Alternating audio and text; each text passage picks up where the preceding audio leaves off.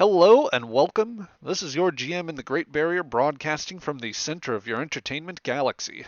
We are starting with Star Trek Adventures Aegis today in our newest episode, Earthbound.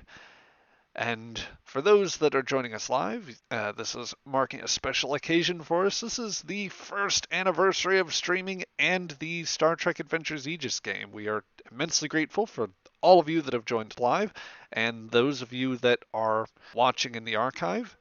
For any in the archive that ever want to join us, we broadcast at 1 p.m. Eastern Standard Time. That'll be for this video relative to the time of recording. That's going to be 6 p.m. GMT on Saturdays. We're recording this right on the last day before there is a time change. So please feel free to check us out if you ever get the chance to do so live. Otherwise, tell your friends, enjoy the archive. All the relevant links will be in the description here. Before we get started today, besides the note on that, I did want to send one very special shout out, and that specifically goes to a very good friend of the channel and dear personal friend of mine, Clockwork Crane, who is a variety streamer, artist. I indeed owe her very specifically the avatars that I've used that you can see on my Twitter, Mastodon, what have you. But I'm immensely grateful both for what she has done, what she did in those cases, and what she has done to start us off. So I think that we are just going to jump in. Let's get started.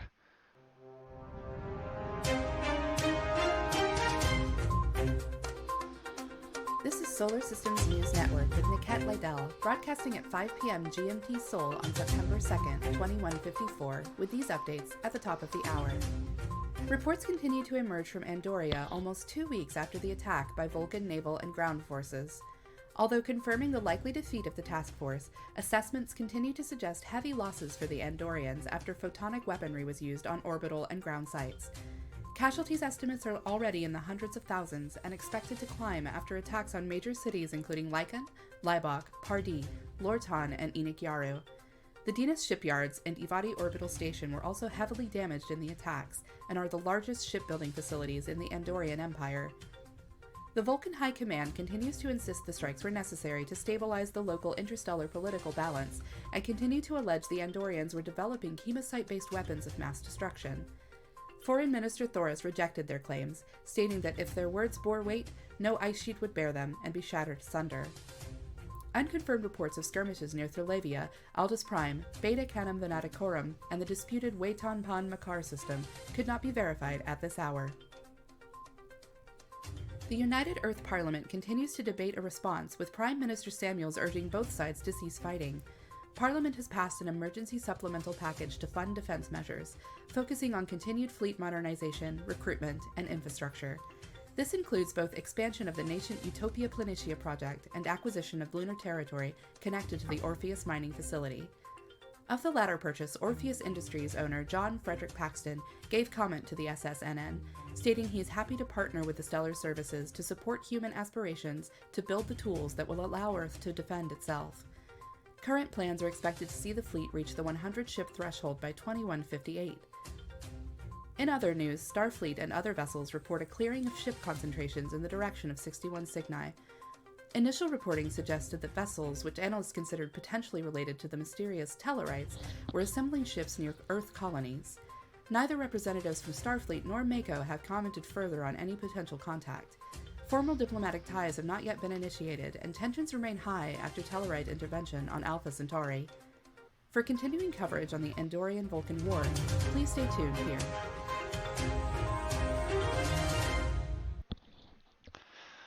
This is the news broadcast that plays on a fairly warm morning in San Francisco.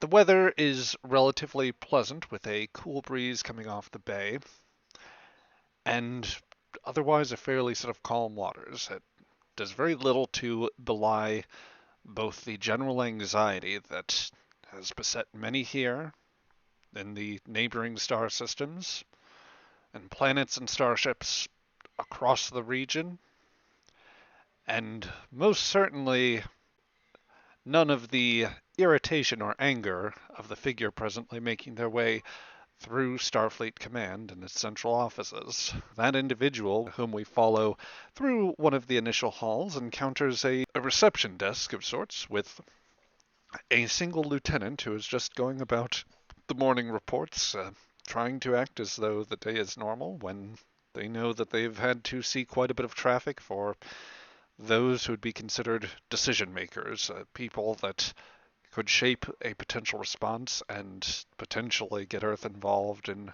various decisions. As this figure approaches, they stop to say, "Oh, good morning, Colonel there. Yes. Uh, oh, I'm sorry, you can't go there right now. There's presently a meeting in place. Wait, please stop." Yeah. Sharp will just open the door, just pass through, striding away to the door and just opening through. Yep. And it is at that point, Sharp, that upon breaching a couple of doors, and despite the protests of that lieutenant and possibly another passersby, you enter a room that you know as the office for the what in most times would be the office of Admiral Maxwell Forrest. But when you open the door, you find that the highest ranking admiral in Starfleet is not presently in there. Instead, you see three very familiar faces. The first, at the center of the table, just in the process of sitting down, would be none other than Admiral Samuel Gardner, the number 2 admiral in Starfleet's authority. Standing next to him would be the one of the senior officers in the Mako General Staff, one General. Oh dear, I've already. One moment, Memory Alpha. Apparently, I want to say it's George Casey here. It's Casey. Yes, Casey. I know that it is. I believe you are right. Well, let me double check this just to make absolutely certain. You wrote it in my own blurbs. It's Casey. All right. Sorry, the GM gets his own notes mixed up sometimes.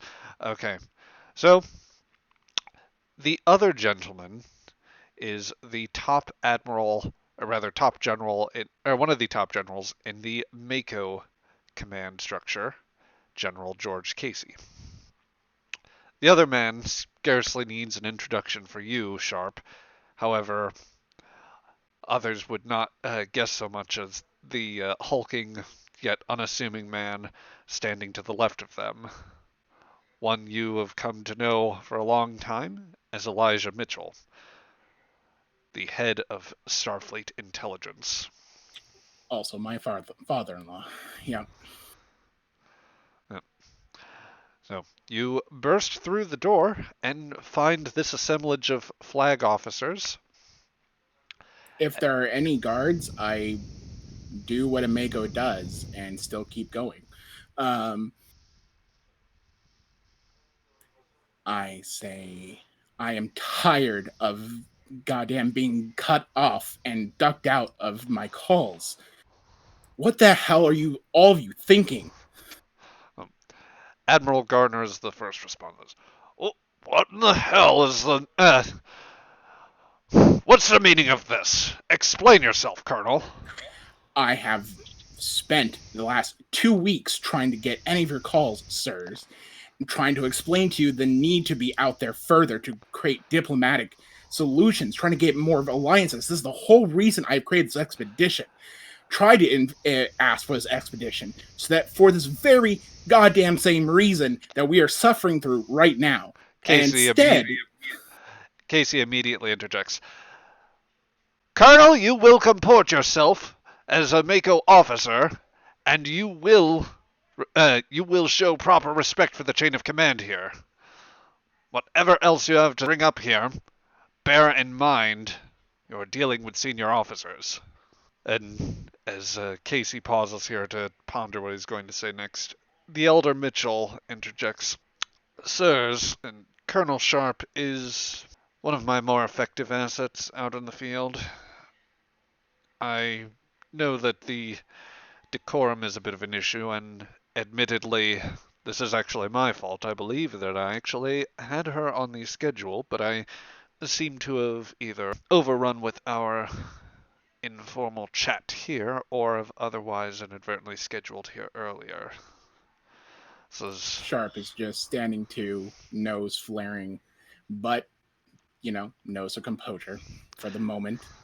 as far as the other officers go. Casey, for his part, is very stiff and likewise seemingly, even past that sort of hard expression, uh, maybe betrays the slightest bit of irritability. Gardner is a little less opaque. There's definitely furrowing of the brows as he looks over. He's actually a little surprised at Mitchell's comments, which, Sharp, you know that he keeps a meticulous schedule, so that's at best uncharacteristic and in all likelihood a bit of bullshit there. Yeah. She just gives all of them an equal measure of a look that a Mako officer would do. Of she is only standing down due to being ordered to, but she's one to fight right now. She's certainly stressed and furious at the people in front of her. Yeah. Mitchell starts again. Now, Colonel, you're speaking of a proposition, something to do with that, an expedition proposal. How about you start again from the top, calmly this time?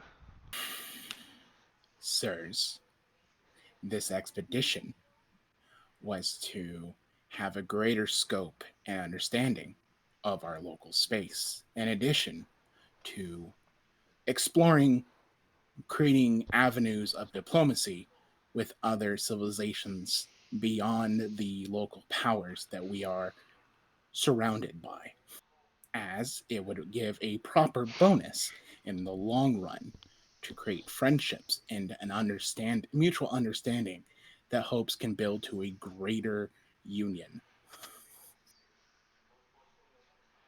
And potentially technological boon to our own without the restrictions of the Vulcans or other local major powers. Sirs, she says with a lot of emphasis at the end. Yep. With that last, sir, you can for one tell that Mitchell has gotten you.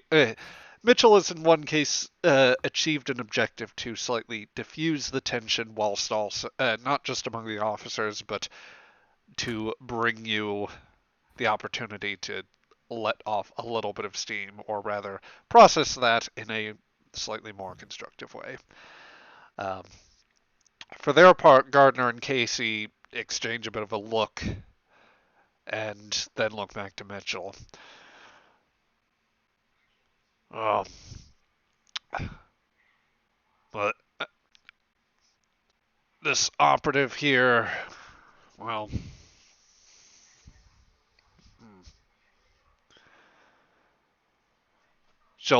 Gardner looks between Mitchell and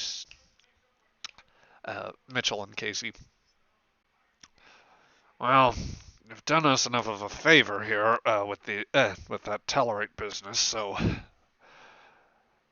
if you think this operative, aside from a few indiscretions, is at least permissible to let in on some of this, then, Admiral, I believe that would be a wiser decision here. Uh, provide some insight into the decision-making process. Not all of it, mind you, but just enough. Very well. Go on ahead. Uh, Colonel Sharp, Mitchell says, with an implacable professionalism that would do nothing to denote the long ties that you've had with the man. You've understandably been, well, dealing with the sparsest of field reports since your return, and indeed on your venture back. Although I must ask, have there been any officially conveyed messages from the Andorian Imperial Guard to you via your military attaché in the time since the initiation of hostilities? None, sir. Well, that then mostly seems to follow on with what we've had. As near as we can tell, the defense situation is somewhat critical for them. Since hostilities initiated, there seemed to have been an early set of skirmishes between the Andorians and the Vulcans, which have come out relatively even mix, one that suggests that it purely depended upon circumstance, but those were fewer and far between. The Vulcans seem to have had pre-positioned squadrons which have slowed the Andorians' initial force concentrations, picking off several of their ships. And even though they seem to have formed their groups now, the Andorians always seem to be just a step behind the Vulcans on this, taking losses, heavier ones than they're inflicting on the Vulcans. Not that they aren't doing quite a bit of damage, at least as far as we can tell. As I've said, he mentions turning to Admiral Gardner and Colonel Casey, or rather General Casey, man, did I just demote him? General Casey. As I've mentioned, our signals intelligence is still woefully behind. I'm doing the best as I can with the Echo probe network, but there's very little that we can precisely determine. All we can tell is that right now the engagements have been very difficult, and that the Vulcans, for their part at least, have managed to pull this off without moving their stationed forces around their pre-established deployments, Kefaria, Corridan, Alpha Centauri.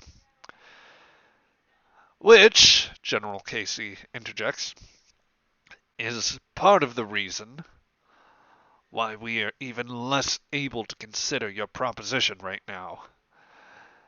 Colonel, we've had an NX-class vessel out for the past almost 4 years now at this point. They've been doing exactly that type of mission, looking for new neighbors and trying to find new potential alliances. All we've got to show for it is exacerbating a mess and possibly hastening a conflict between the Vulcans and Andorians, running into God knows however many other alien species who've been at best unwilling to share what they have, and at worst outright adversarial. To suggest that we go further afield with a ship that, with all due respect, he says, nodding to Gardner, is less capable than even that platform, it's just not something that we can afford. Besides the fact that we might need to keep an eye out for the Zindi or another foe that may yet launch a surprise attack, we need to not only maintain our own defense grid within Sol and our other outlying colonies, but we're going to need more ships ready to defend the merchant force. If the two belligerents in the conflict start getting any ideas against our shipping capacity, or try to restrict trade in some manner, or worse, if the war degrades either of their capacity and allows for piracy to take hold, then without the appropriate number of ships guarding the space lanes, we could potentially be cut off. Or worse, our colonies could be cut off. That's thousands to millions of people that would run short of critical supplies when their colonies aren't entirely self-sustaining. And beyond all of this, Colonel, we have had this discussion before. And the idea that you'd come here to try and pull an end run around me, or try to get to the whole command council, I don't much care for that. Before you can get in a word, Sharp, Gardner also interjects. She's ready to bite back, too. Yep. Colonel, I am sympathetic to the idea of the mission, and indeed, There are plenty in the service who feel that an exploratory style mission does make sense for Starfleet, and even perhaps that a vessel both with the upgrades and crew disposition of the Aegis would make sense for such a thing. It is probably the next most capable explorer short of Enterprise or Columbia, but with Enterprise presently, he glances at Mitchell, tending to other matters, and Columbia brought back into port as well for the time being, we don't feel that we can expend either of those assets for mission at this time. You're just too goddamn valuable to us a bit close to home.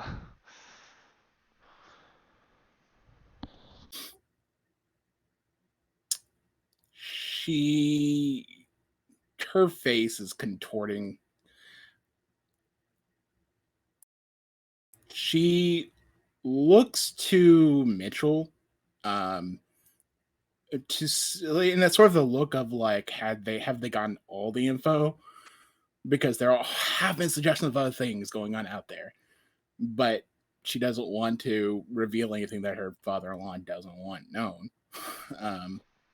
So there's like a slight glance in his direction. If Mitchell has any thoughts on the matter, he does not betray them, and simply says, Admiral, General, I have my scheduling was indeed off, and I do owe the Colonel some bit of time. Besides what we have already discussed, with regard to both those matters, I think that any further deliberation, at least in an official capacity, is best saved for time in front of the Command Council, and, well, any further discussion unofficially may be best to continue amongst your own council here. I, in the meantime, owe a brisk walk out in the nice weather with the Colonel here, so if you'll excuse us both. And Mitchell I will imagine. take steps towards the door, inviting you to come along as well. Okay, I was wondering if I was being like dragged along like a teenage girl. But yeah, she'll just give another lingering thought to Gardner and Hayes before just briskly stomping my way out, falling after.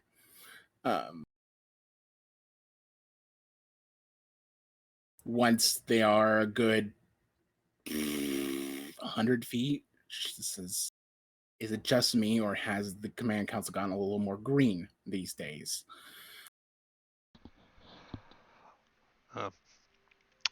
Mitchell, hulking, and when I say hulking, I like to think that physically he is very similar to Jonathan Frakes, so very broad shoulders, very tall, Yeah. probably lacking the same back injury that would cause him to need to, or cause a creative way to get into chairs.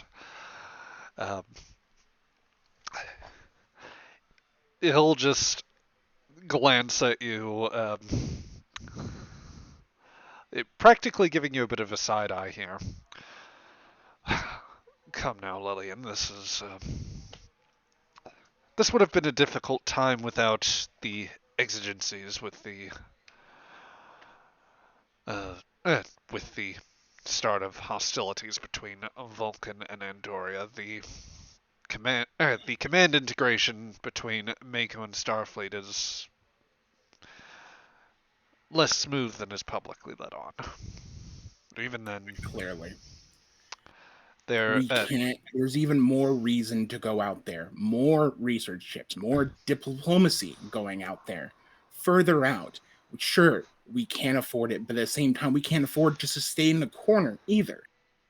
You don't lock yourself up when you know that your neighborhood is, having a bit more hostile action. You go out there and you create allies. You don't just bottle up in the corner with your gun. Well, you also don't leave. You also don't leave what little you have insufficiently defended, which They have a point on both counts. They'll pause. We're already so significantly, we're already insignificant in that losing one more is not going to make much of a difference, sir. Apparently not so insignificant as as you would have suspected, Lillian. We've had official diplomatic requests from both the Vulcan High Command and the Andorian Empire.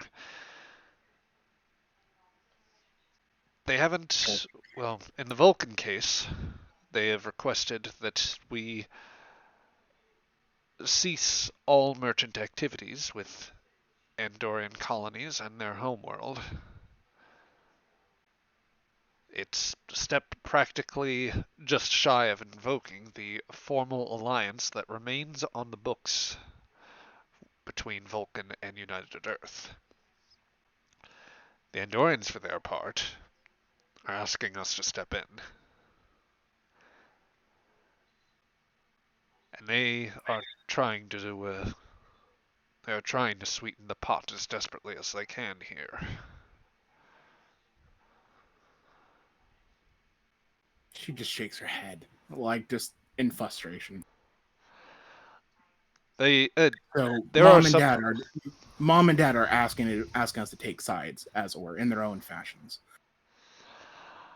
I don't know which part extends to that in the metaphor, but I suppose certainly, and there are some on the Command Council that are tempted by the idea, particularly when that includes a pledge to help reclaim Alpha Centauri. But thankfully, cooler heads are at least exercising some prudence on this matter, restraint. There's hope that we can just stay out of this, or at least defend our own if it comes to it. But a lot of this depends very heavily on what happens in Parliament. Somebody is moving things, sir. We have evidence of that. Somebody's been doing that. I have a feeling that there are certain powers wanting this war to happen, for us to ignore it, for things to escalate even further.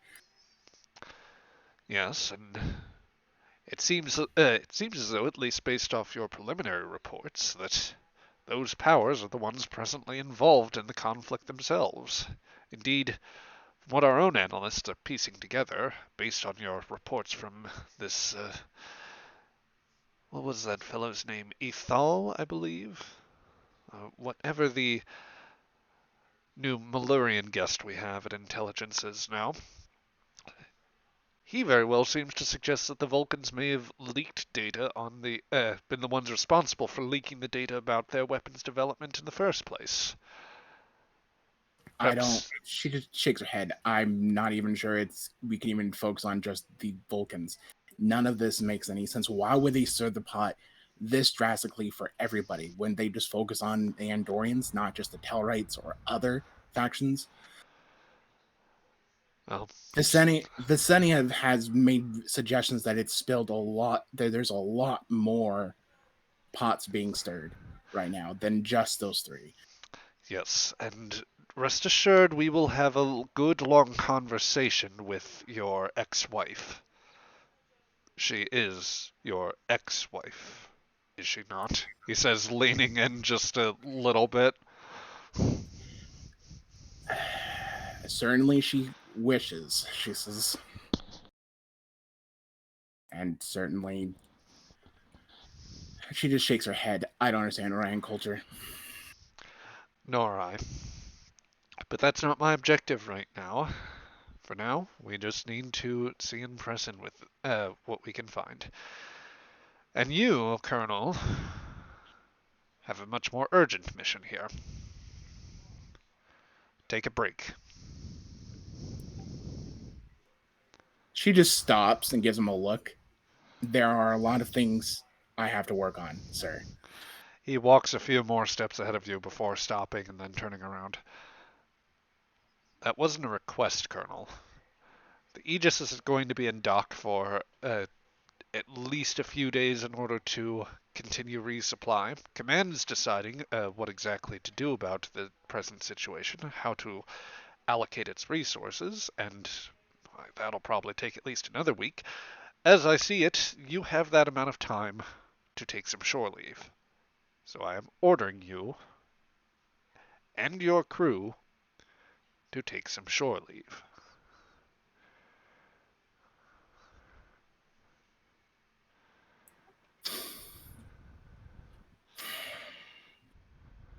Yes, sir. Now, you can deliver the news to the crew yourself.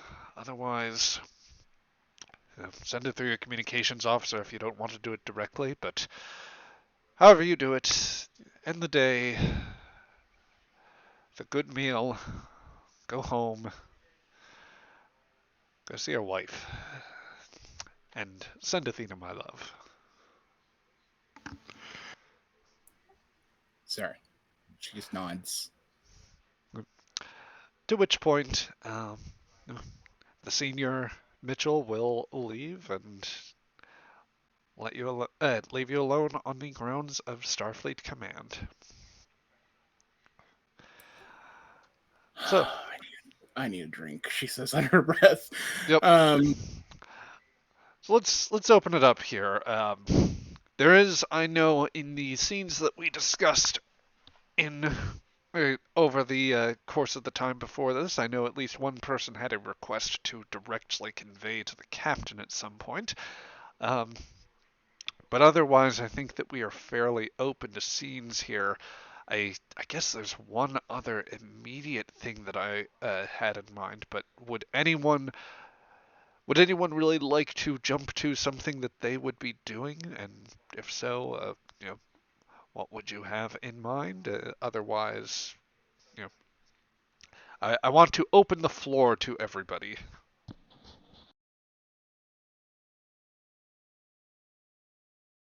Floor is open, and there are spikes below. Of course, this is one of my games.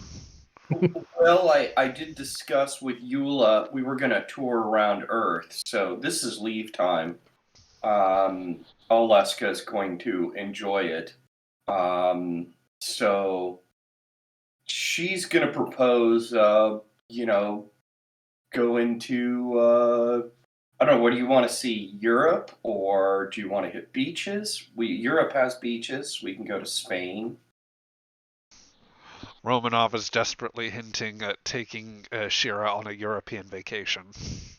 Well, we had already discussed, touring around Earth. So what's Europe again?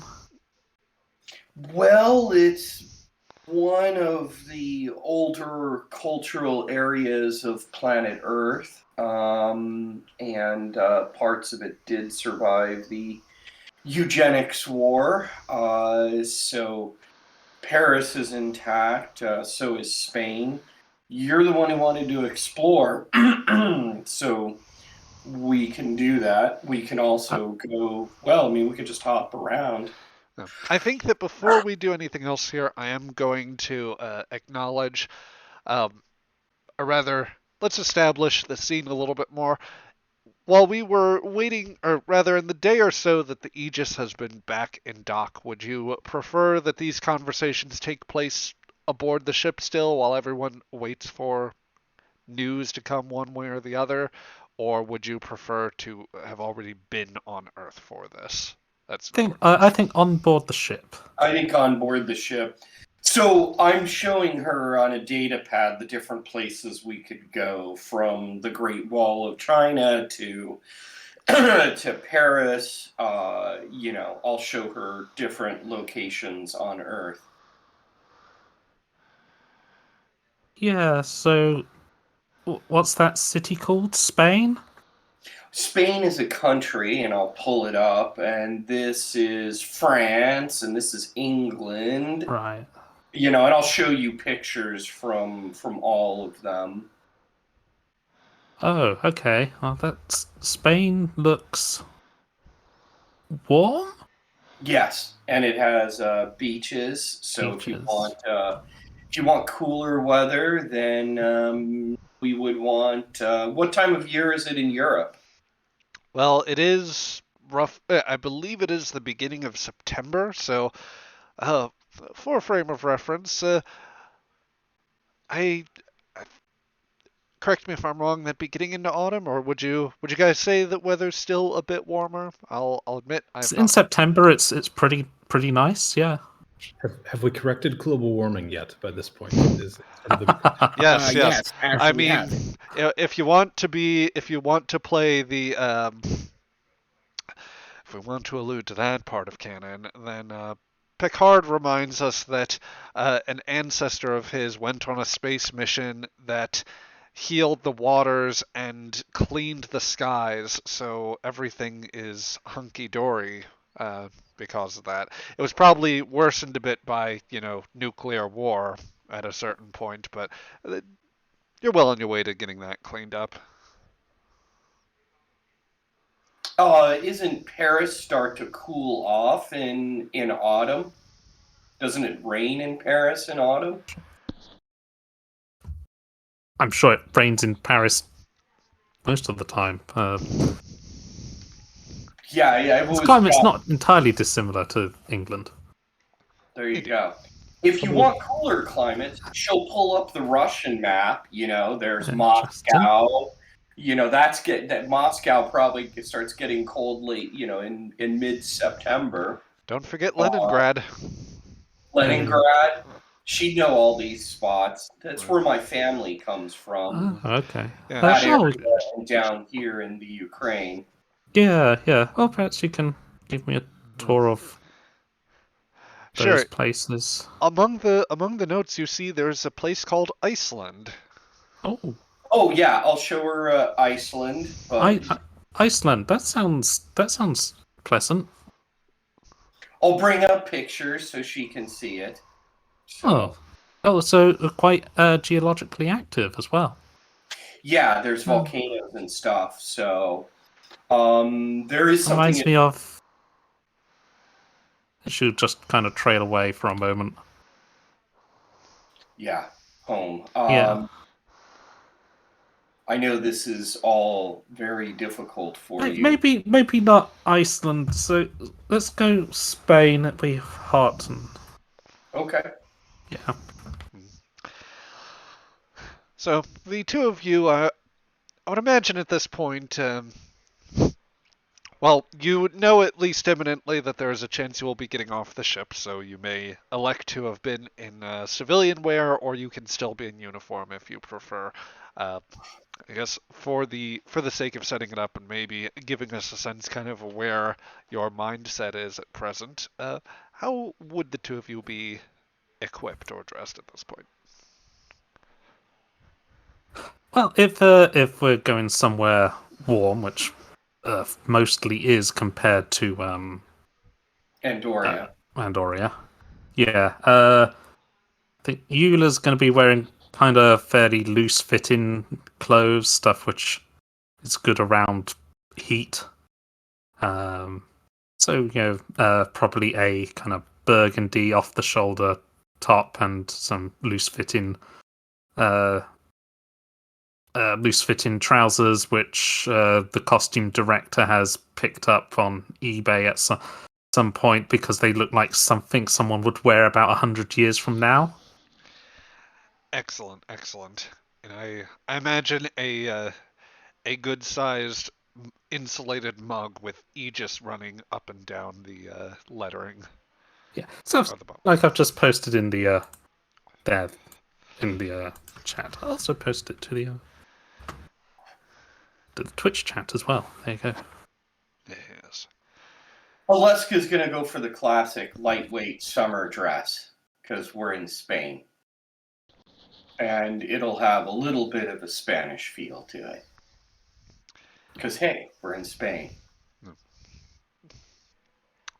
Copy that. So, as the two of you are discussing possible places, we'll say this is. I think that we'll say that there is a gantry that is connecting one of the airlocks to the station, as there are fairly regular shuttles the between the shipyards and the Aegis, as opposed to having to constantly launch from the Aegis's very limited shuttle bay. Uh, Moving along those ways, I would suspect at this point you'd probably come into contact with some of the other familiar senior members of the crew. Um, that is, if they would want to be proximate in the scene. So I'll extend that question. Patel, Saral, Dr. Lambeth, would any of you like to be on the next shuttle down to Earth, or would you have already left the ship? Would you prefer to keep yourself sparse here? How would you prefer to proceed?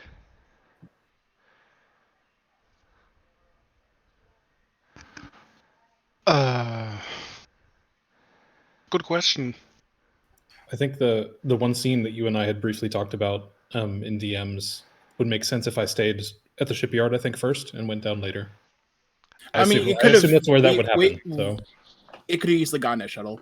So like it's a thing of like it could happen at any point. So we can even reflect on that. Patel I didn't mean that one. I meant the one that I talked to Zach about. Yes. Yeah. For the time being, Commander Patel, we will say you are presently on the bridge overseeing the refueling process and otherwise reprovisioning. So we'll take you off the map here for a moment. But for the others, I guess first, Ben, do you think Danny would be hanging around right now, or like looking to get back to the planet, or is he just mulling about the ship? I don't think he's actually got a reason to go down to Earth. So maybe just mulling around the ship. He'd probably... he's not too interested in seeing Earth again, because I think he's been there briefly enough. But yeah, you don't want to enjoy normal gravity. Not really anything against normal gravity. It's just, yeah. The last time he was there, he had to I don't know. I think Earth maybe.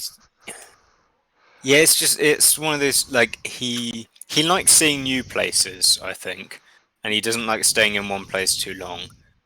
And Earth feels like the kind of place where people stay in one place too long, and it's like, and compared to other places he's spent time, Earth is a bit fancy and a bit like well maintained. Earth is too bougie. Yeah. Well, Nurse Marple will have extended an invitation to the Doctor to go to this murder mystery weekend she's attending. All right, I think he'll bite on that. That's something interesting enough that he'd pay attention to. Stewart would like to go with the rest of you, with the two of you. If it's open. I think Chief Justice would also go to the murder mystery. Yep. Almost all of the supporting characters are going down to the murder mystery. It's our lower decks. Alonzo will go with the shuttle. The man has a mission, and that is to inspect and grade Terran foods. Spectacular. So yes, I can see this now. Let's just create a whole mess of tokens out here. Stewart does not yet have an image paired to her, so I'll just we will just have to imagine the young ensign. Yeah, sadly, still don't have a thing yet for. Yeah. In any case, a good-sized contingent is heading out towards one of the shuttles, which, as you leave the ship and make your way near one of the ancillary bays, you are going to find that the pilot looks to you and says, "This one's a little bit packed. I don't suppose either one of you is a pilot or wants to wait, because I've been doing this all day, and I wait a minute, Chief Willie D. Justice." The camera pans over and he gives the finger guns. "You son of a bitch! Get over here! I'd be honored to let you take my shuttle down to the surface." I give him the old That's what she said. the bro hug. Yep.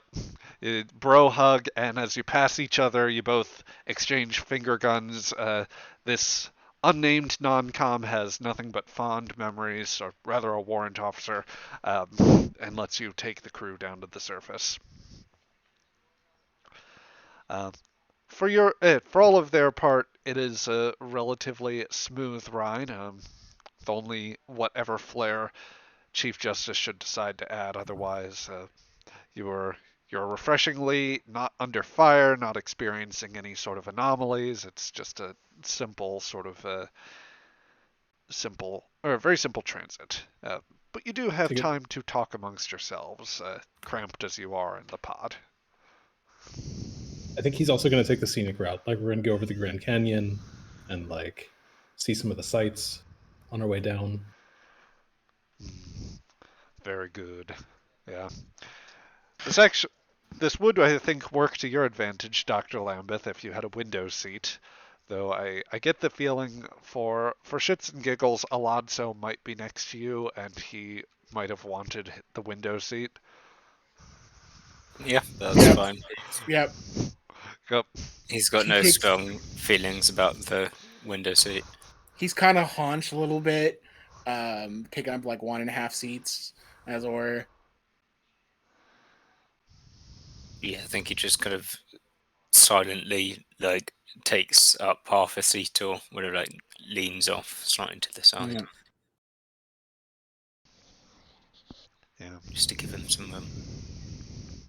Yeah. But otherwise, you enjoy a scenic, if very slightly cramped, trip back down to the surface. With little else but I'm sure the idle chit chat amongst some of the group here to fill some of the noise, be it commentary from Chief Justice, anything Marple wants to add about that. Of course, if you wish to have discussions yourself, then you may do so. But by all means, don't let the GM prevent it from happening. Marple's talking about the previous time she's been on these murder weekends. Last time that was the butler with a frying pan in the library. But isn't it always the butler? Actually, previously it was a cook. Oh. Using an electric toaster in the bathtub. How did the butler get the frying pan to the library without anyone noticing? Oh, there was a special kind of pulley system. I think it's called a dumb waiter from like the 19th century, and able to get all the murder things up there. They're very ingenious. Sounds like it. And Alonso just like amateurs. He's a dumb way. He's using a frying pan good frying pan to kill somebody.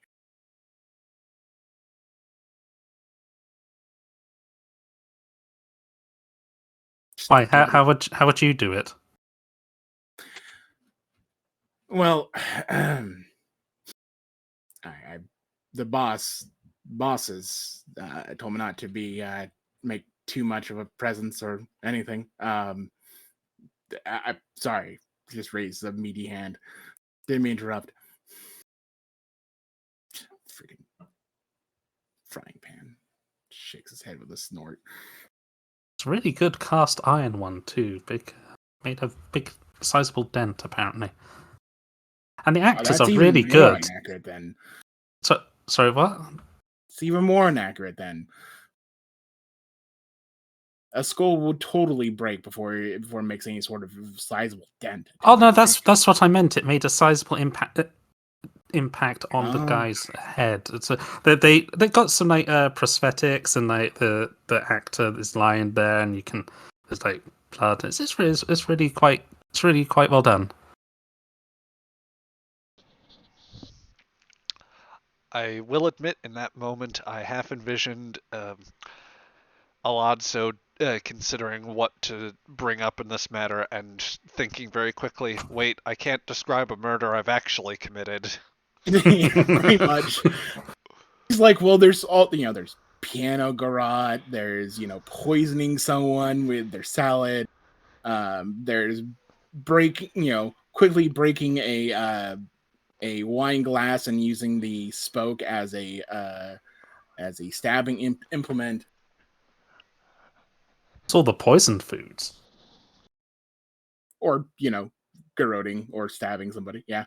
But he just like pauses and just shakes his head.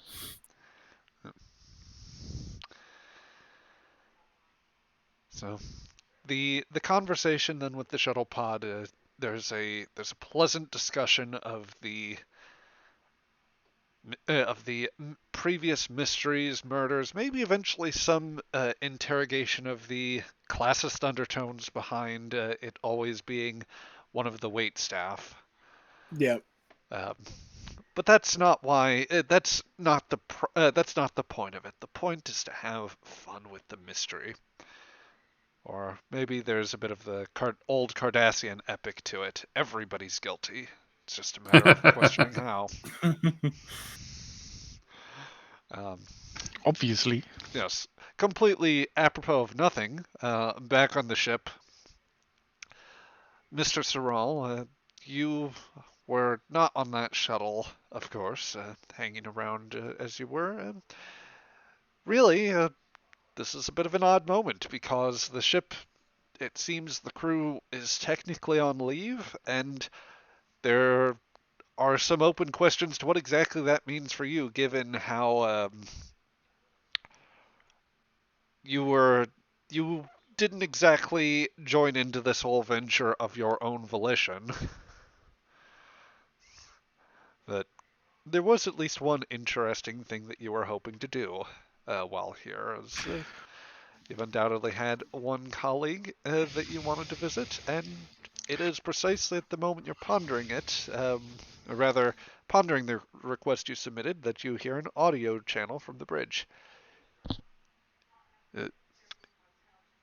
Bridge, Ensign Creighton to Mr. Sorrel. Yes, Crichton? I just wanted to say, I got I got a message back pertaining to a request that you placed in. Yes. Well, Starfleet Security sent me back a message, and they have formally denied your request. That's peculiar because I didn't send it to Starfleet Security. I didn't think you did. That would have been flagged when it was being sent out, but apparently you do not have authorization to see the individual you requested. I'm not saying that it couldn't be done, but I don't have the power to do anything about this. This is kind of above my pay grade here, and frankly, they don't even mention who it was on my message here. You're not into anything, getting into anything too crazy, are you? If I were, I hardly would tell you. Thrall out. Just to mess with him. The moment that was cut off from the line, he's like, "Listen here, you son of a bitch! I outrank you." Patel just looks over at him. Joke's on you! I'm not even in Starfleet, or whatever organization we're currently in. Shift the eye to the camera.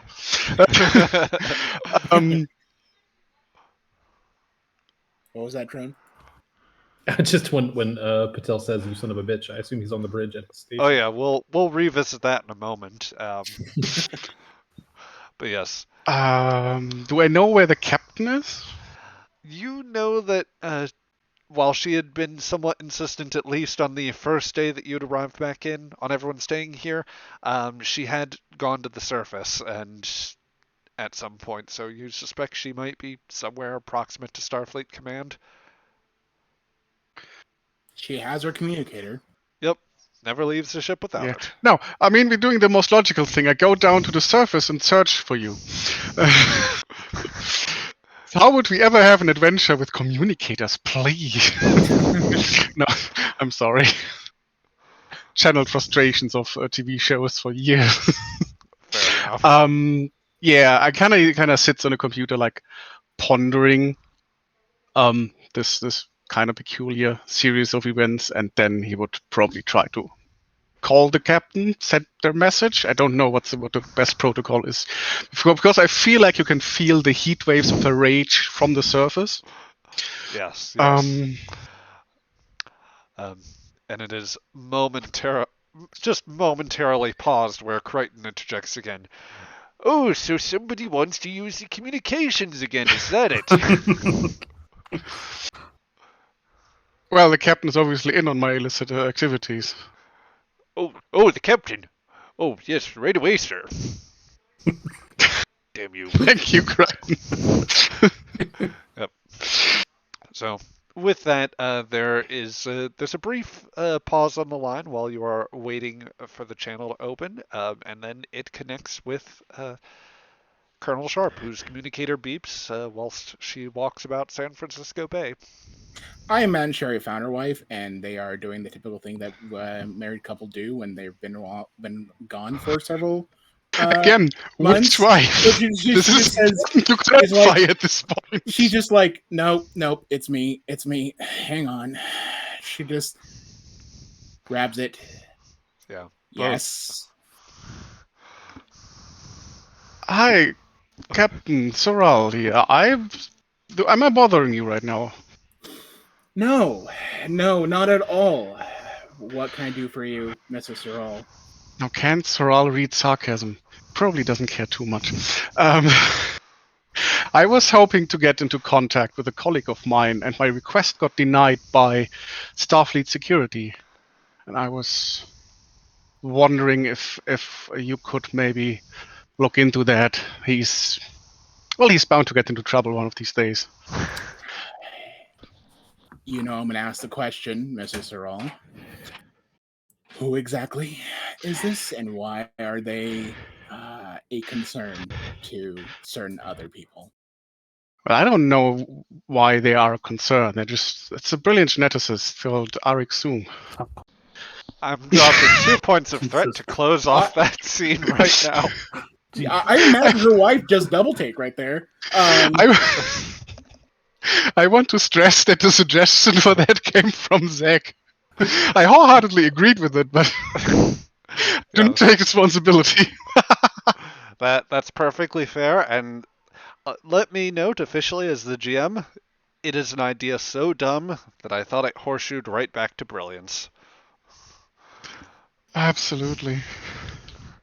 But anyway, yes, I'm sure there's a double take, possibly even a spit take if you are in the midst of like going out for a meal and going through that whole thing. But definitely a moment that stops you in your tracks, as if to say, seriously. So whilst all of that is going on, back on the bridge, let me clean up some tokens here because we have a lot of people that would no longer be here, at least not for the time being, and not Mr. Soral either. The bridge is actually relatively undermanned right now. The extent of officers present right now would just be Mr. Crichton, who is getting on his last shift on standby, a maintenance technician who is working with the shipyard's maintenance staff, overseeing some of the smaller bits of, or like smaller functions of the ship's refueling and reprovisioning. And then, of course, Mr. Patel, who is alternated between the science console, checking up on just a few final recalibrations you had in process, and the otherwise you are just nominally sort of in command for this last shift before the Aegis officially is formally brought down and everything goes dark essentially. And we cut in right as Mr. Crichton angrily points his finger towards the communication console and says, "Listen here, you son of a bitch, I outrank you." At that, like, I imagine Patel is like busying away, like, booping buttons and cleaning stuff up, and maybe humming a little tune to himself, and then he suddenly hears that out of the corner of the bridge, and just like jolts up and like looks over at Mr. Crichton, not like in a disciplinary way, but like in a curious way. Crichton takes a moment to realize that the line is in fact dead, and he'll just take out his earpiece. Sorry, Commander. Sorry, just a stressful day, a rather stressful time. I'm looking forward to. I'm just looking forward to getting back to. No, getting off. There's a. He'll pause for a moment. There is actually a very. I'm half embarrassed to acknowledge it. There's a bit of an interesting anthropological find, an archive function that survived the last World War, and I'm looking forward to getting into. Oh, Mr. Crichton, I didn't know you were into anthropology or any other of the sciences. Oh, well, I consider myself multifaceted, but admittedly, this is how best to put this? It's slightly more tangential. It's more. I'm interested as an avid consumer in media. Tell me, did you have any familiarity with the ancient animated works of Warner Brothers? I think Patel just smiles knowingly and says, "I have a passing acquaintance with 20th century animation." Oh, then perhaps I'll bring you a sample of the recordings. I would say acquire them, but it's going to be a real treat. There's a whole set of classic merry melodies with all manner of the different characters. I must admit, it's probably my favorite thing to do when I'm not working. And it seems that they've recovered an archive of these. I'm sort of reading between the lines here, Mr. Crichton. Oh yes. And you're itching to get down there and take a look. Absolutely. Well, you certainly good. It was one of my favorite things to do back in the academy days. When I could get time off, I would go and see some of the sites, and that's actually how I got. Actually, my first introduction, now that I think about it, there was an old file on that was kept from the initial colonial days of Alpha Centauri, and when I got to Earth on off time from the academy, I would go and look for as much as I could. Old Hollywood has something of a special luster in my mind. Well, once you've finished off your work at your console, I recommend, actually, I order you, Mr. Crichton, to take the next shuttle down. It looks like you need a little break. Absolutely, sir. Is this when Sorrel rings back for the captain? Yep, there is a beep at the console, and he puts his earpiece back in. Well, look at who needs communications now. Oh, the captain. Yes, sir. Sorry, sir. Damn you. And so with that, Crichton sets about his work. And yeah, Patel, you are otherwise left alone as far as everyone else in the bridge. All two of them are very much doing their own thing, and it occurs to you that yeah, there's a moment where you're not sure exactly what you are to do next, but I think that would it be fair to say there's the realization that as you are standing in or like sitting in the command chair, you realize very much where you are and perhaps don't have the most pleasant connotations with being in this room or in this chair. I think it comes to him like immediately in that moment. Yeah, he didn't notice that he was sitting there and sort of being relatively comfortable, but then he gets it because the last time he was here was during the battle. So yeah, maybe like a little wave of anxiety, but then he looks at the view screen and he sees we're safely in port in the dry dock. Yeah. The ship is not moving. I imagine the hum of the engines can't be felt in the deck plate anymore. No, the technically the Bessard camps are still lit, but the main warp reactor is in it's steadily being brought down to gradual offline function. It was kind of one of the last things that Sharp oversaw. Main impulse engines have also been off. It's more like shutting down the reactors themselves and uh, eventually bringing all the other engines to like fully inert status for the time being. So yeah, definitely not much of a rattle from the deck plates or gentle hum. The Aegis is doing the bare minimum of what it needs to keep itself alive and awake. A nice calm rest. When I'm looking out like the view screen at the shipyard and stuff, what do I see besides just like the struts of the dry dock? Do I see the other dry docks or other ships or anything? You do, and actually, I don't think you guys need that much momentum. But if you would like, no, I won't have you roll. Well, tell you what, I'll just ask you for a single difficulty one roll. This is really just for fluff. Let's call this insight plus command here.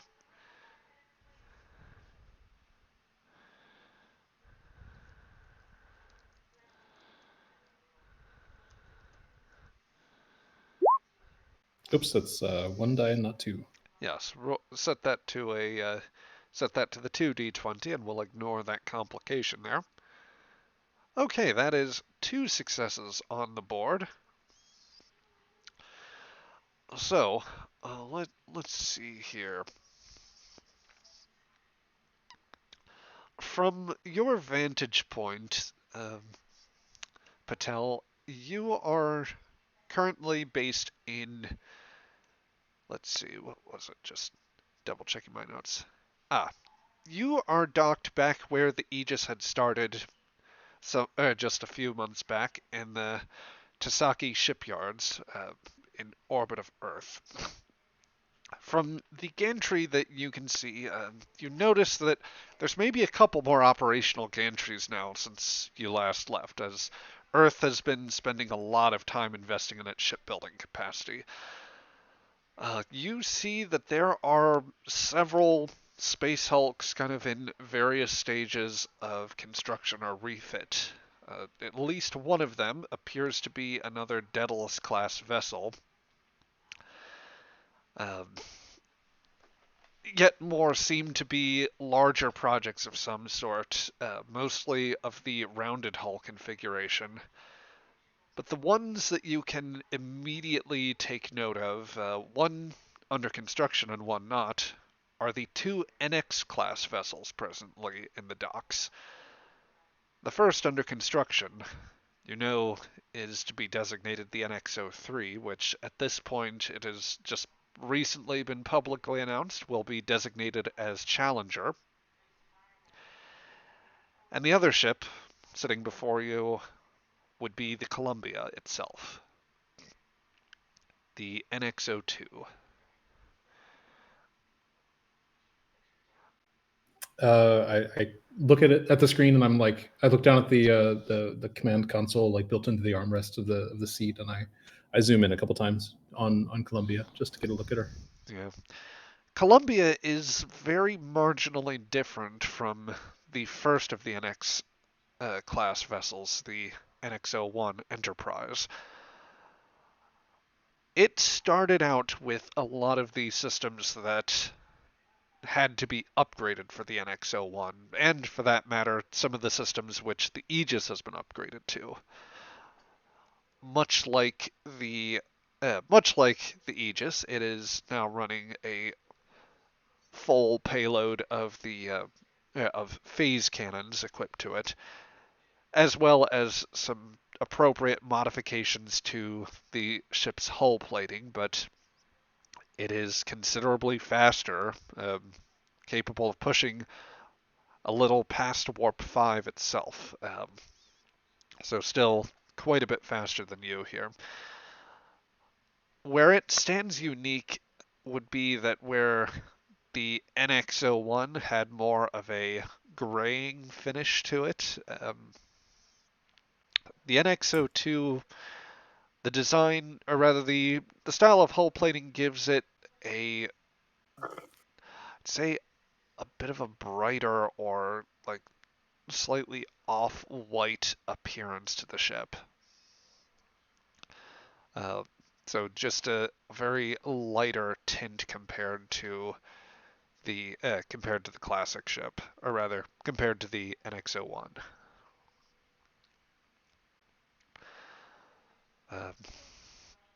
It is. I don't know. It's hard to say exactly. I mean, words can hardly do the Columbia justice in some ways. As it is just a. It's it's very much a symbol, as is the whole NX program, of that aspiration of pushing human technology and human imagination further beyond what's been conceived of. That you could go further, faster to seek out strange new worlds, new civilizations. This is where the background soundtrack of the episode suddenly keys into like a very subtle little oboe playing Archer's theme when I see the ship. Precisely. Hopeful future music, I guess. Mr. Crichton, could you raise the Columbia and see if Captain Hernandez is on board? Will do, sir. He looks to this as though this is a much less stressful situation compared to what he has been dealing with previously. Starship Aegis calling Columbia. Please respond. Yes, Columbia. This is Aegis. Ensign Creighton at communications. Present Aegis Actual is requesting communications. Would Captain Hernandez happen to be? Yeah. Wait. Hello. Yes. Hello. Yes, sir. Yes, sir. Of course. Not a problem, sir. Stand by just one moment, sir. And Crichton looks to you and mouths, get ready. Patel looks suddenly shocked for a moment, and then I guess he stands up. All right.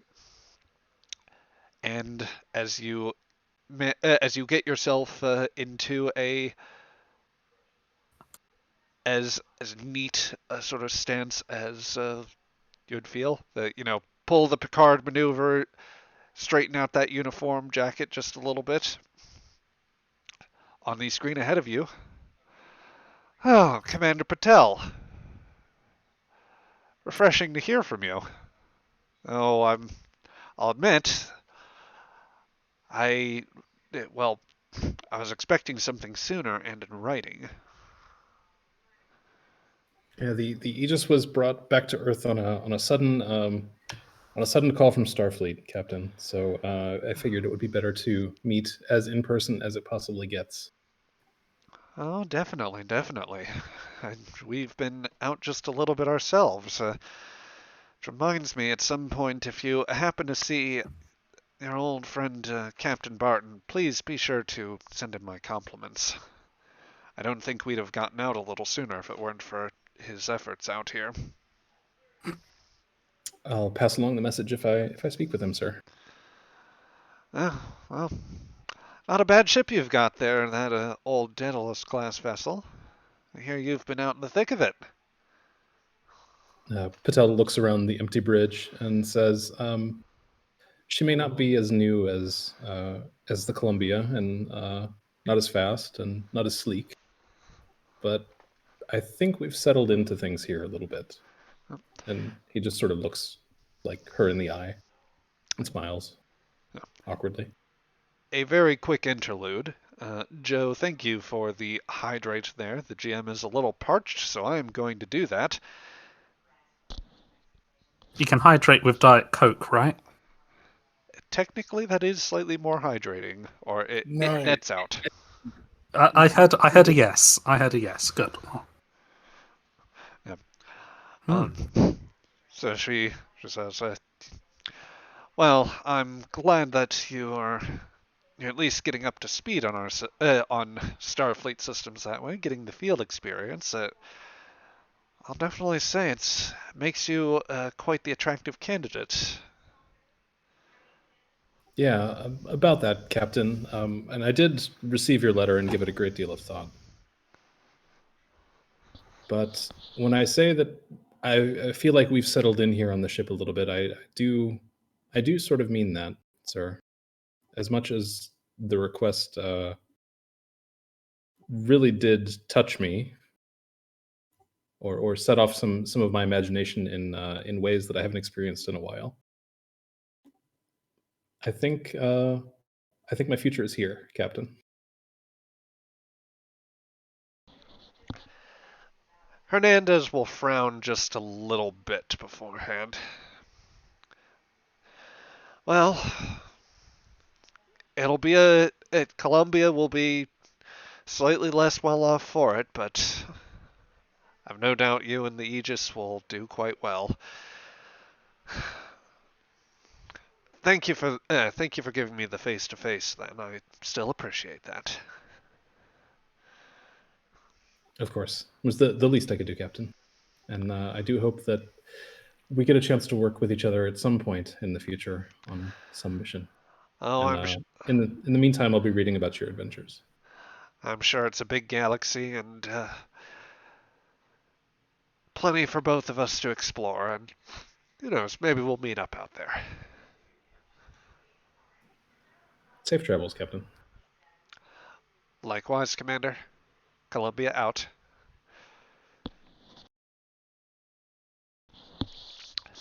So just lets out a big, not a sigh, but just like a, yeah, I mean, I guess it is kind of a sigh. Just exhales slowly and sits down calmly.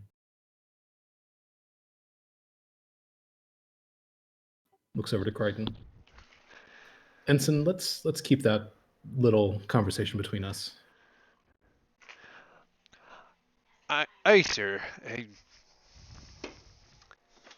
Well, Columbia, really? Yeah. Please don't take that as any offense. I am impressed, Captain.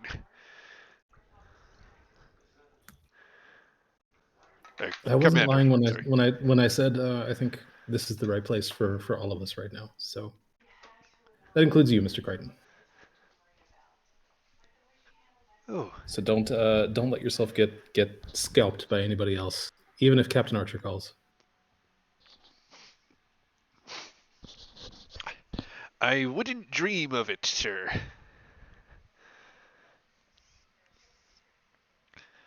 And yeah, Crichton will give you a very broad grin, and he will set about finishing his shift alongside you.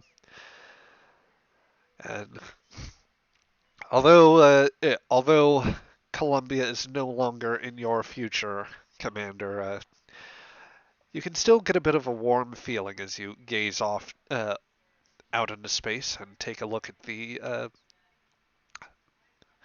fair-sized NX-class vessel out in the distance. Nice to have the acknowledgement. Okay, so let's see. With all that, GM's going to take an extra moment to hydrate here. Chug, chug, chug. With chug, water, chug. I hope. Today it is apple juice with sparkling water added in. I'll take it. Sure. It's very good. It's only a little bit of apple juice. Oh, and I must check my posture.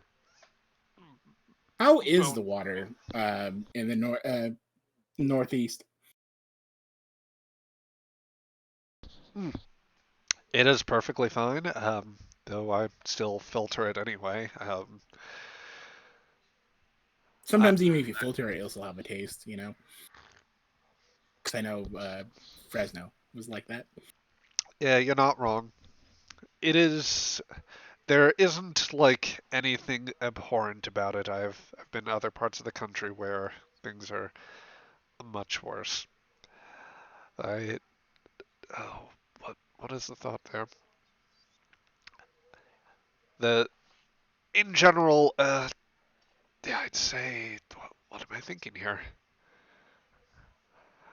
I don't know. We can talk about it later. Yes, GM Brain was totally unprepared to delve into the water question, so now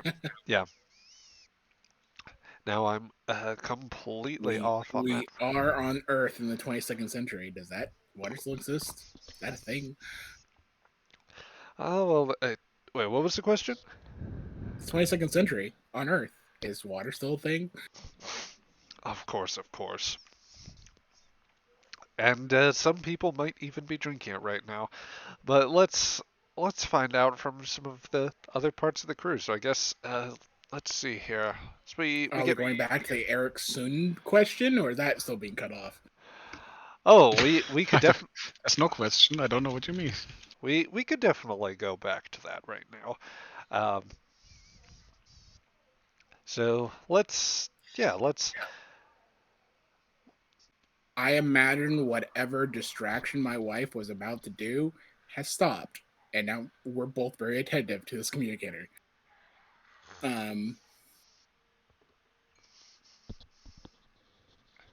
Well, is it like a pronounced silence? Yes.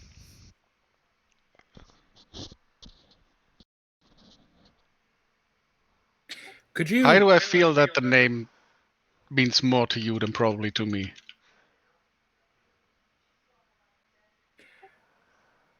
How long have you been in communications with Dr. Sun, Cyril? Oh, I haven't spoken to him in over 20 years. Why?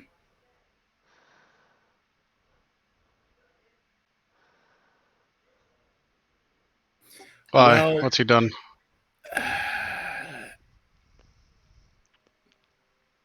That certainly requires a much longer explanation, but to say the least,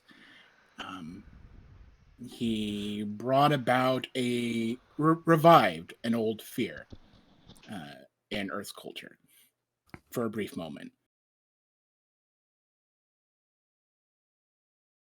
And is certainly someone that is very well watched.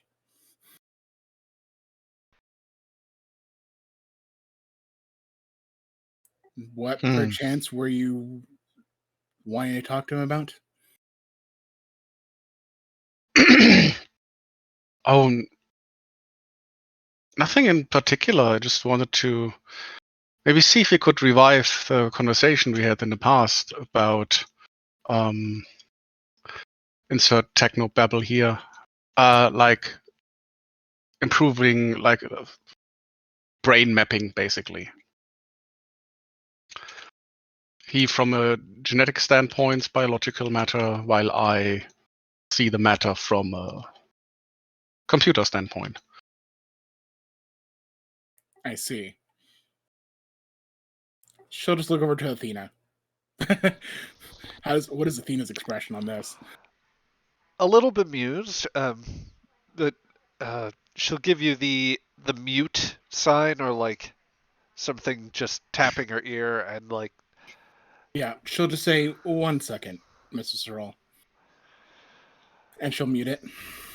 Well, Starfleet security, if you wanted to give him the authorization, it would work. They are just going to insist he doesn't bring any digital tools along with him. He's been behaving a little bit better since the augment crisis, but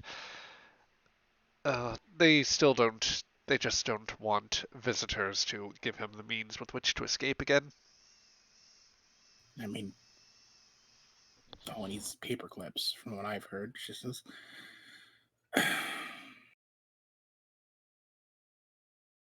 She'll just give a shrug to her wife and then unmute. Would you like to visit him, Mrs. Searle? I mean, I suppose. I'm starting to wonder if it's worth the trouble. I do have to pull a few favors, but it shouldn't be that hard of a deal, she says, looking over to her wife like, maybe not. Like, that's sort of like, how hard would it be? But she'll just look by the communicator. In 2 hours, I'll list the location, or I'll list the location. Be there in 2 hours.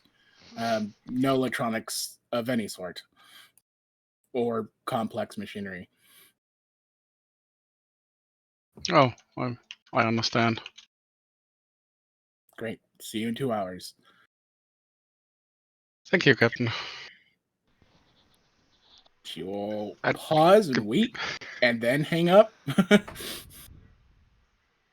Give my regards to your wife. Yes. Regards from the Tal Shiar. Stop it. Hey, we've already tossed that plot contingency. Yeah, I can make that joke. Tossed it. Yes, of course you did. Of course I did. Don't think about the Borg. Just don't do it. That would, I think, Borg at this point in the timeline would need an extraordinary amount of threat. Indeed. So the question is, would you guys like to move up further in the timeline? In order to do that, would you prefer to pass off for a moment and perhaps join our the other people who are out for their European holiday? How would you feel?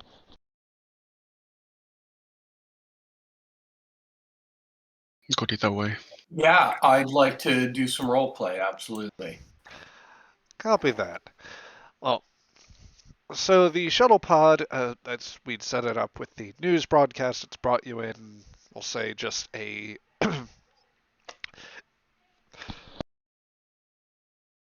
apologies, I had a coughing fit there.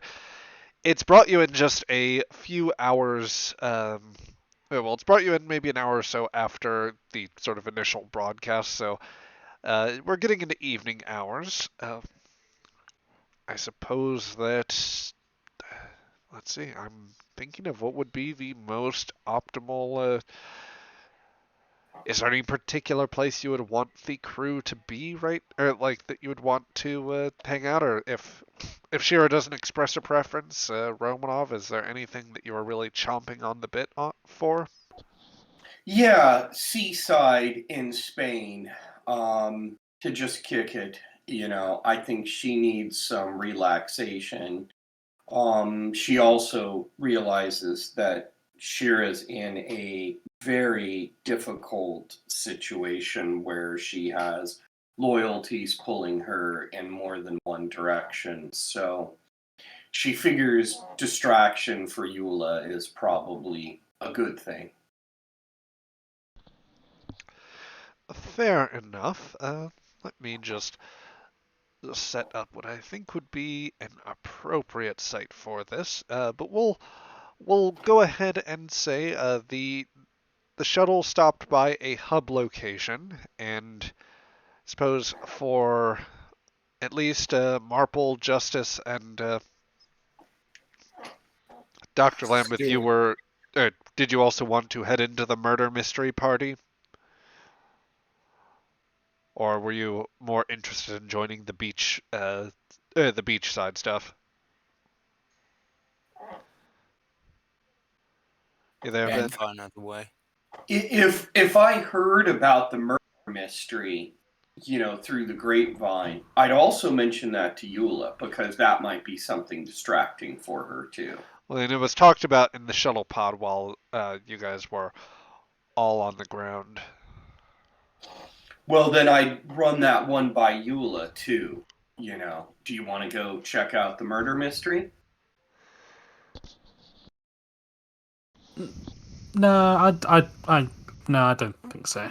The GM very much appreciates that you did not go to the murder mystery that was mentioned as a bit of fluff, and that I had nothing prepared for. Well, it's the butler with the pan. You already had it worked out. Well, This time, gardener with shears. We've established everyone's guilty. It's just a matter of figuring out who. That's right. And the bigger issue was I had no art assets for it. I know how that goes. Yeah. Which it's okay to theater of the mind things. Just if we could do without, then great. So speaking of, I should get you guys out to the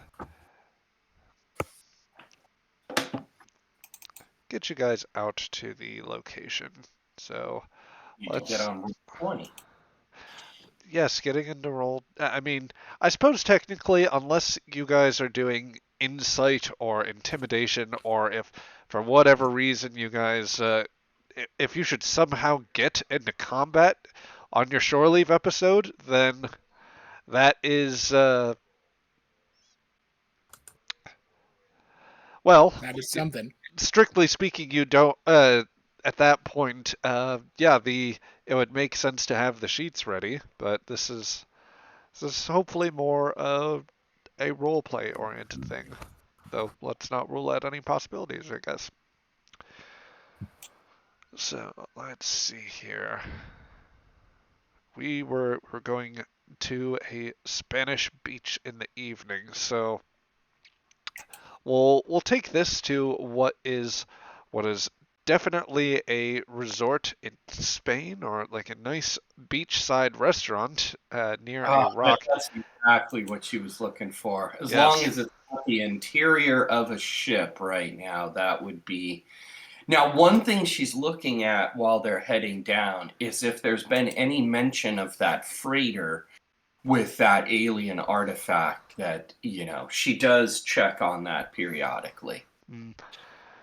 At this point, the latest tracking sign suggests that they are presently rerouting a package somewhere, and that the freighter in question, while it did make its way from Alpha Centauri, is somewhere presently out in deep space and can't give you quite reliable information at this point.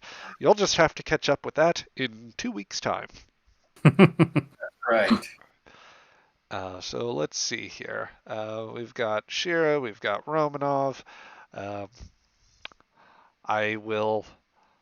I'm prepared to cosmically retcon if Dr. Lambeth decides that a nice beach vacation is the thing that he wants to do. But that's it. Yeah, yes. he can change his mind and go to the beach instead. Yeah. The only role they had in the murder mystery just sounded like abhorrent to you. You couldn't get into the bougie bit there, but you thought, yeah. So I will. Actually, I will leave it up to you. Yeah, probably would have taken on the Columbo role of like the. Oh, this is very fancy there, mister. Kind of thing. Yeah. But yeah, I think just the beach works much better. Okay. Well, let's go to definitely not Ryza. Definitely not Yes, right. this is This definitely Spain. yes. This is Definitely Spain. Spain with the part of Spain with those type of trees and Yes. yes. Yes. And Yeah. the inexplicable statue that is it's not a Horgon. It's not a Just Horgon. no. It's Well, they just could have a imported modern piece of one art. to Spain. Look. Earth has been nuked more than a few times. There's now aliens here. Like, Earth is like, hey, let's just set up this fake statue. It could be all inviting for aliens. Yep, not all racist. Somebody looked up alien statue on Space Google and just Yeah. modeled it without realizing exactly what it's for. On space Pinterest. Exactly. So, yeah. Let's make you social here.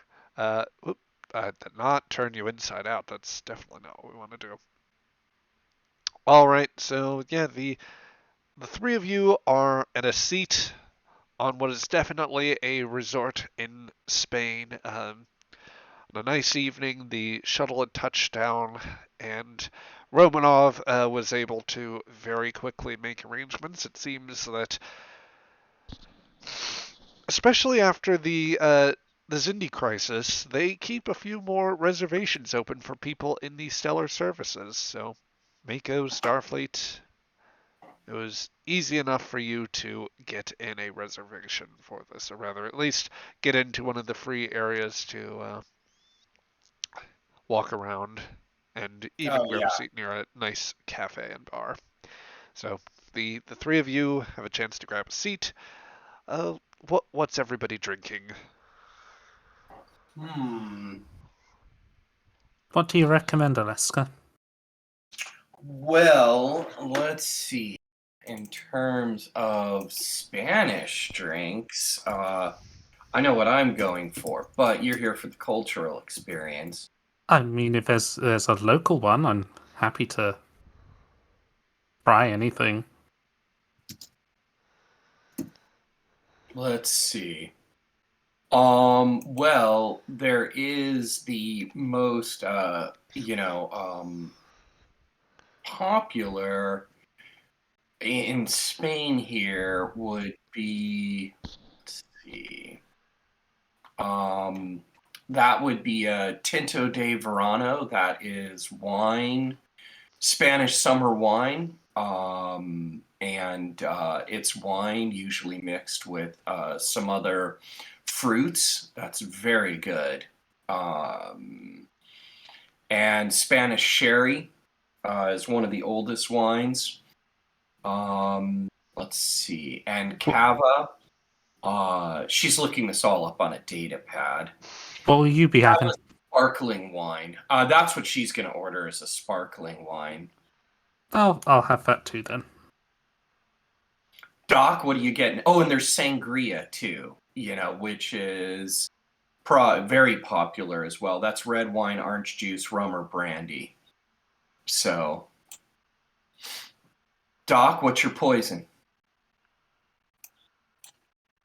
I don't know. Surprise me.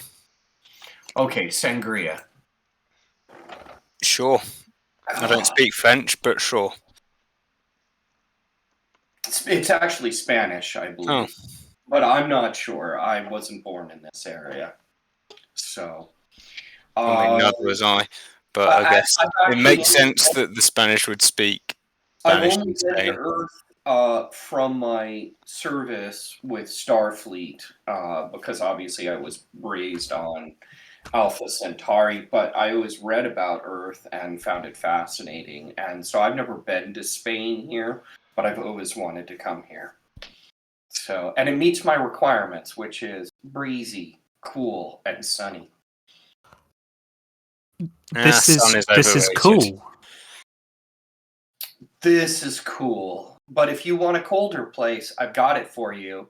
we can go to Moscow or Leningrad. I have no problems with that. My family originates from that. I have heard of this game called Hockey. Yes, that is played in an area called Canada and other areas. I've never been to a hockey game. It has all ice. We can do that. There's probably hockey here in Spain or here in Europe. We had hockey on Vega, but it was mostly just beating people up with sticks. That sounds wonderful. Yeah, we'll hit a hockey. We should do that. This is just the hockey. We'll do the hockey thing.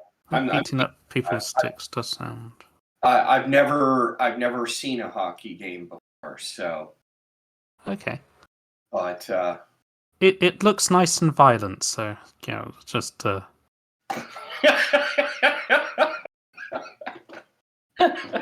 Needed. Yeah, that's a legit point of view. So, yeah, no, I just thought visiting Spain, and we've got rooms here, so we can get transport wherever we go. I don't know. She'll check in. Are there any hockey going down in Europe or even in Spain here?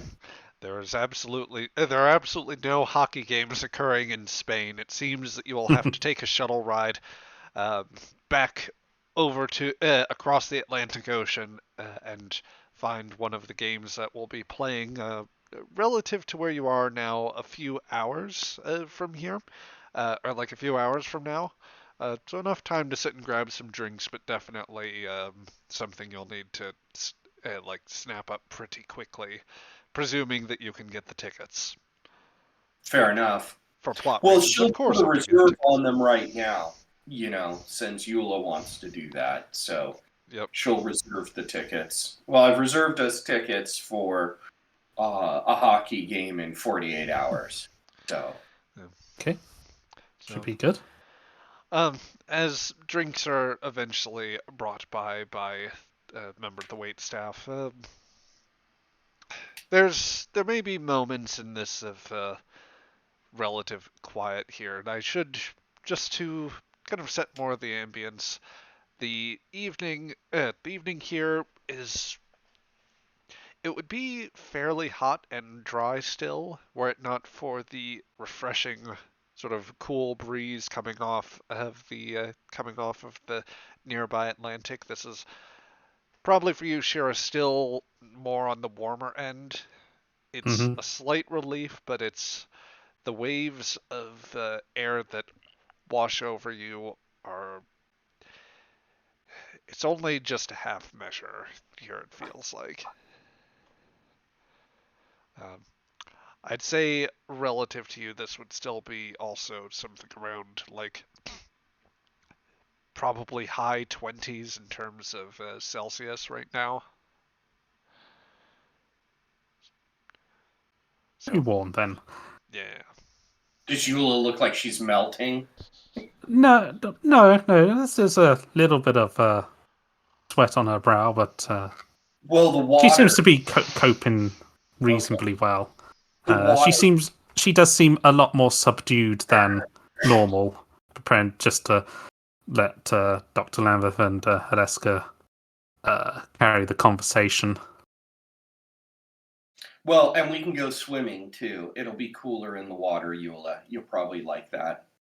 Swimming, yeah, that's yeah. I mean, I learned to swim in the There's these big underground. Well, the entire city's underground. The underground springs, which are geothermally heated. It's basically been turned into a massive public bath back in my home, and you just go there as your family and have a lovely day swimming in the warm waters. It's like about as warm as this, I guess. We'll get you in the water then, because that'll be a bit cooler and you'll enjoy that. Yeah. I would love to swim. I've never swam on Earth before. Neither have I. But this is my homeworld. And these are the waters of that homeworld. Huh. Yeah. Most of the surface water on Andoria is frozen, apart from there's a bit around the equatorial regions which falls enough to allow ice-breaking ships to sail the seas. People in Russia and the Ukraine and areas of the eastern edges of Europe, they do ice swimming. So, that's not too far from us if you want to. Well, we can try that here to rather you two comfortable. This is definitely a more comfortable water temperature. Okay, we'll try that here then.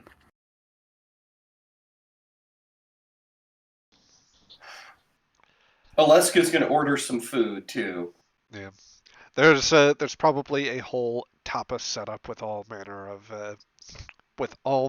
of small little plates of food, which I imagine unless Shira or Danny stops her, would I be correct to guess that Alaska just orders liberally and is Yes. She must be stopped. Yeah, she's like, oh, that, and she'll pass plates to them to try stuff out. She's never tried any of this stuff, so, I think I'm getting full up after this, so thanks, I'll pass on anymore. That's it. That's a lot of food. This thing, paella. That's good. quite nice. It is very nice. I heard the food from this region of Yes, Earth. not bad. It's my kind of food. I like it. Yeah, I had more. Well, my grandmother did a lot of the cooking, which meant a lot of borscht, which is a thrilling dish from Russia, but I've had a lot of it, so. Well, if Alazzo ever lets you into the kitchen on the Aegis, perhaps you can cook us up some borscht. Oh, I don't know how to cook borscht.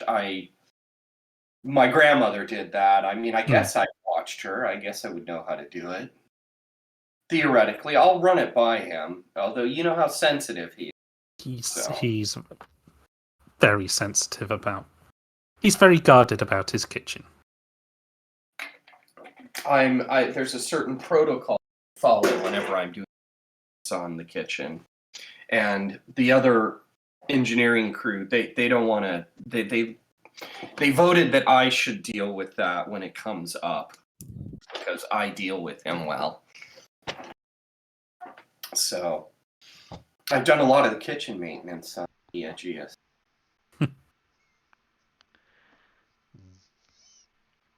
She's a lovely ship. She does her job well. Well, when I was a kid, that was the type of ship one of the first ships I saw just before I joined Starfleet Academy. And so I'm in love with the model. But then again, I like all starships, so. Well, I guess you got your dream job? Yeah.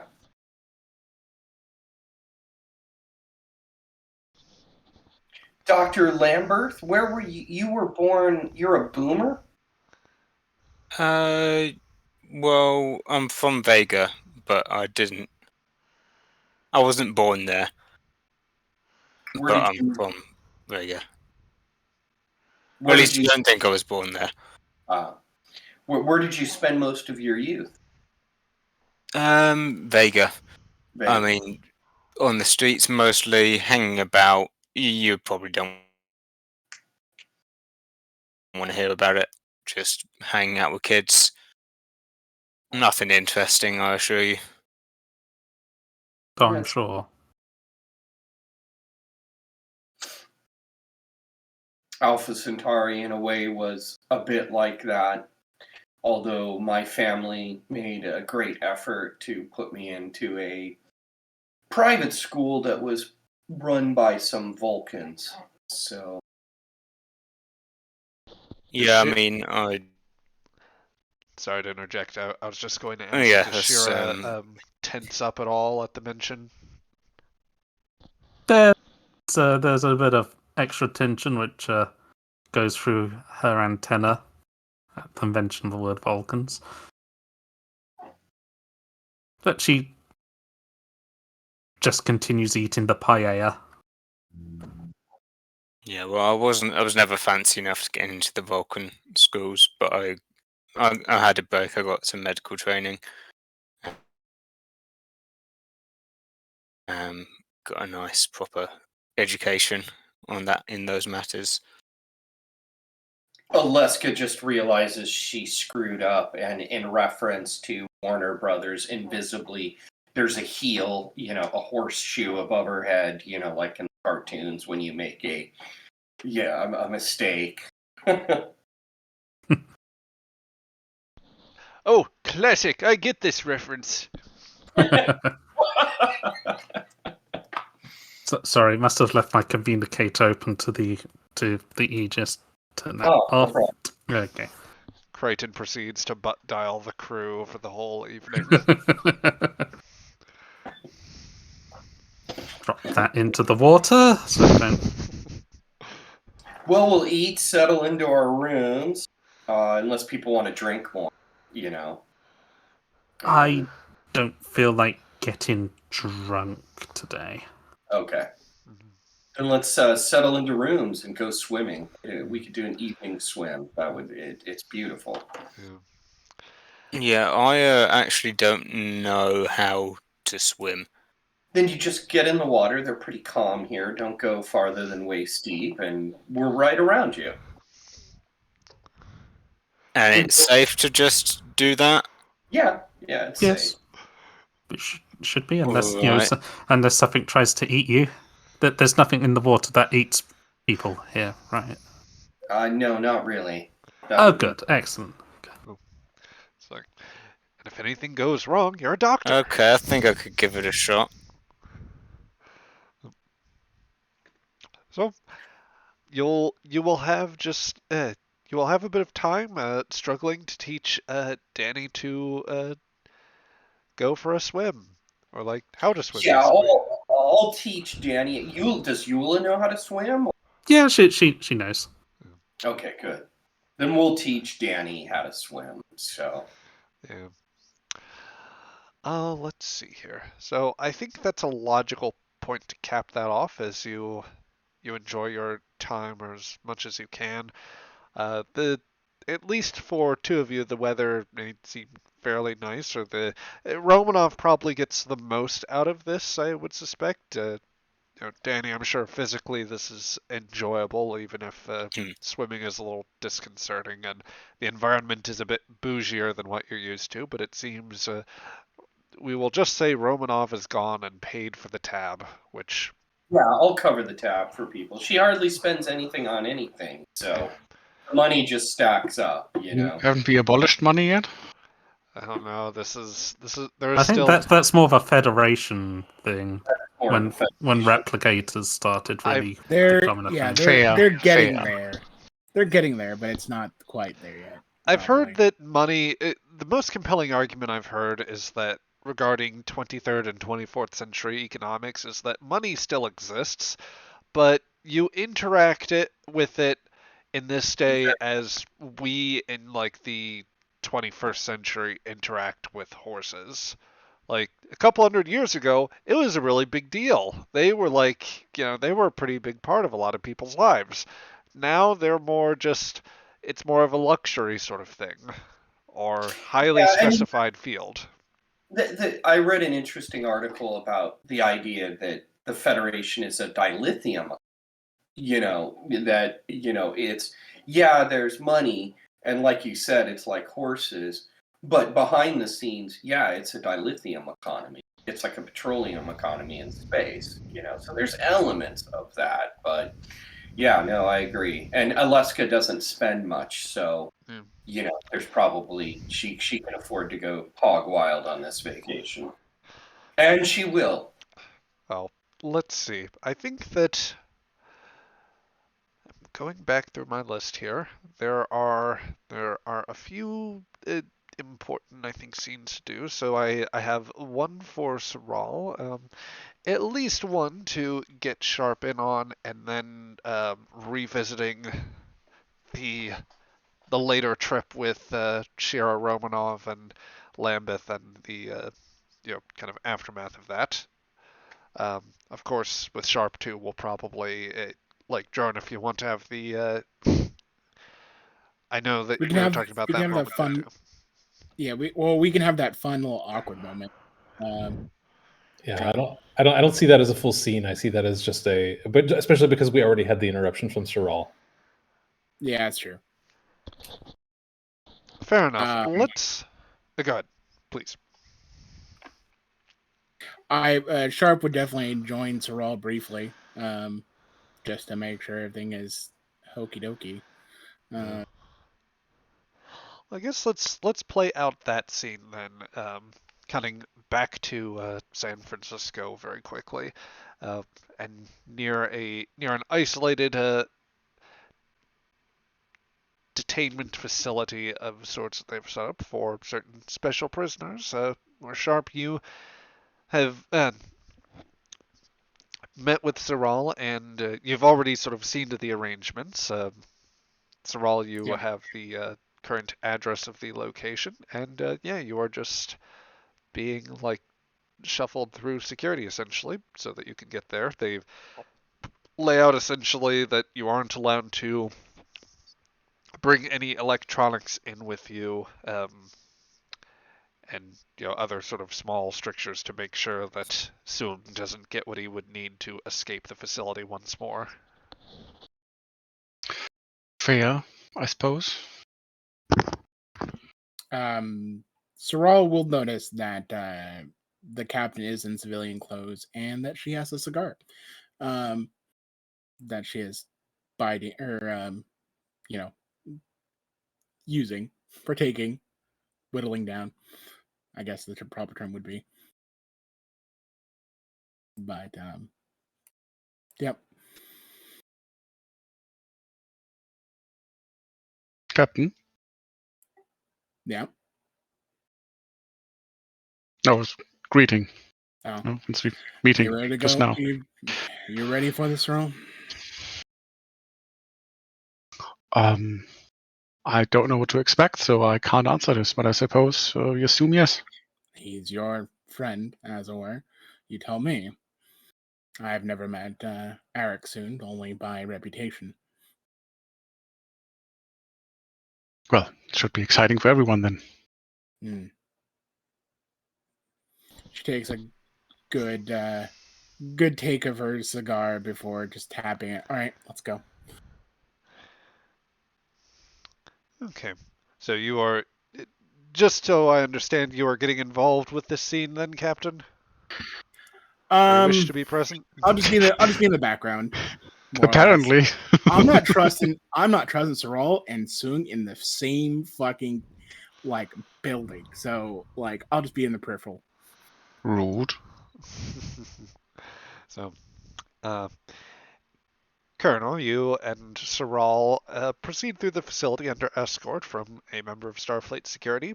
You find your way towards a cell with what appears to be the standard transparent aluminum gating, and you looking through the door, you see you see 4 walls that are positively covered with paper that have been affixed in place, just littered with endless amounts of writing, mathematical equations, rough diagrams.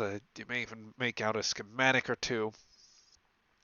And a simple bed and desk where a man is writing, hurriedly, just by use of standard pen and paper and pencil, is just scribbling furiously when the guard taps the intercom and says, "Prisoner, stand by for entry." And the gentleman just stops, slumps his shoulders a little bit, and sets his pencil aside, and then holds his wrists up beside each other.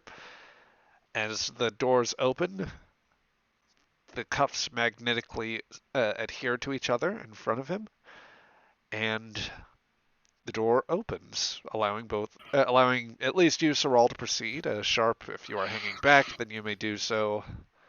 Yeah, she'll just take the cigar out of her mouth and gesture with her smoking hand for Saral.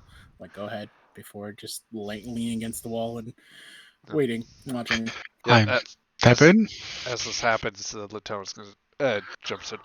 Sir, I'm sorry, I should have brought this up earlier. We don't actually permit combustibles in here either. Gonna need to take that. She takes a long drag before handing it over. So, as you step through the threshold, Saral, you know, it's very difficult to get a constant train of thought on a new emergent industry when people keep interrupting me every so often, so I do... Oh, wait a minute. You're not the usual person that comes and picks us up, and... Like Saral kind of doesn't look at him, but looks around the room. So I see the last 20 years haven't really changed your organization system. He'll furrow his brow and then eventually raise one of them. Wait a minute. Saral?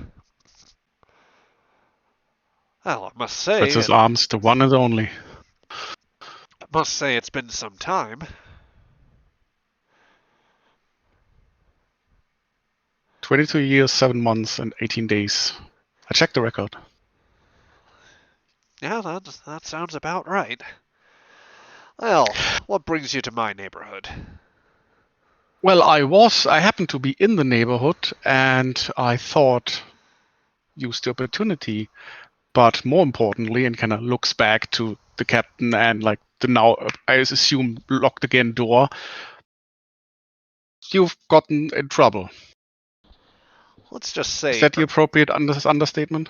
Let's just say Earth and I had a prolonged disagreement about how mankind could shed its archaic attitudes towards genetic engineering. Told you. Yeah. I might have made a few mistakes along the way, but really, they're just not ready for me yet, or not what I can do with that.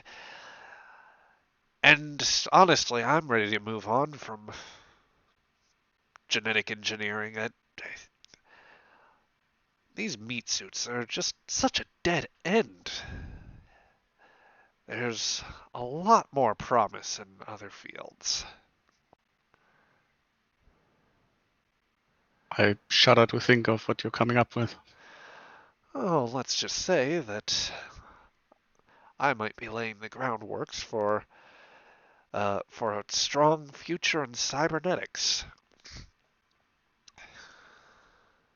I think that's where... How do you propose to do that?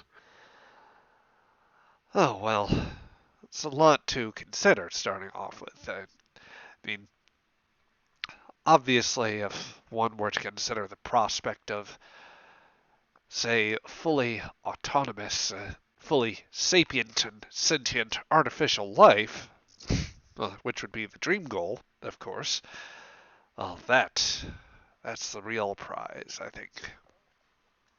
Of course, that requires a lot. You don't just need the sophistication in terms of processing, which is considerable, not just because we're not just dealing with sets of algorithms. We're talking about the full construction of an artificial neural network, something that mimics the human brain or humanoid brain, allowing for present company. And further beyond that, something small enough to actually do so. The material composition, the capability to actually be portable enough to be transported, to devise something with all of the perfection and possibility of being able to interact with people, to be virtually indistinguishable. It's going to be something special. I just probably won't live to see where it goes. Well, kind of, I assume as Soral is kind of not really looking at him, but kind of striding along the wall, kind of taking in all the notes and mad scribblings. Not Well, are you still on the way of what is the word that you used? Replacing the inferior, he kind of looks back, humanity, or are we talking about integrating? Oh, well, it depends on the scale of the ambition. I mean, I think that the most promise might be just to start fresh, start with a clean slate. I mean, as much as we can. I think the first idea would be the capability of designing something that can function on its own, that can learn from us, and maybe learn not to pick up the same mistakes as we did. But also, of course, grow into something of its own. Not really looking so much in the idea of, say, replacement. Some sort of substitute to augment or replace the human body with the mind. Honestly, that seems just egotistical.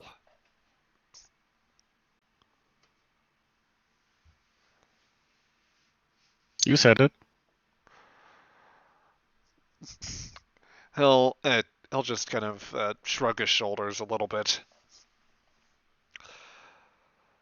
I mean, that's certainly something you're picking up late in life.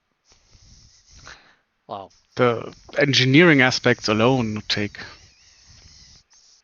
And again, he kind of tries to see where he is in the process of figuring this out, and it's like decades at least.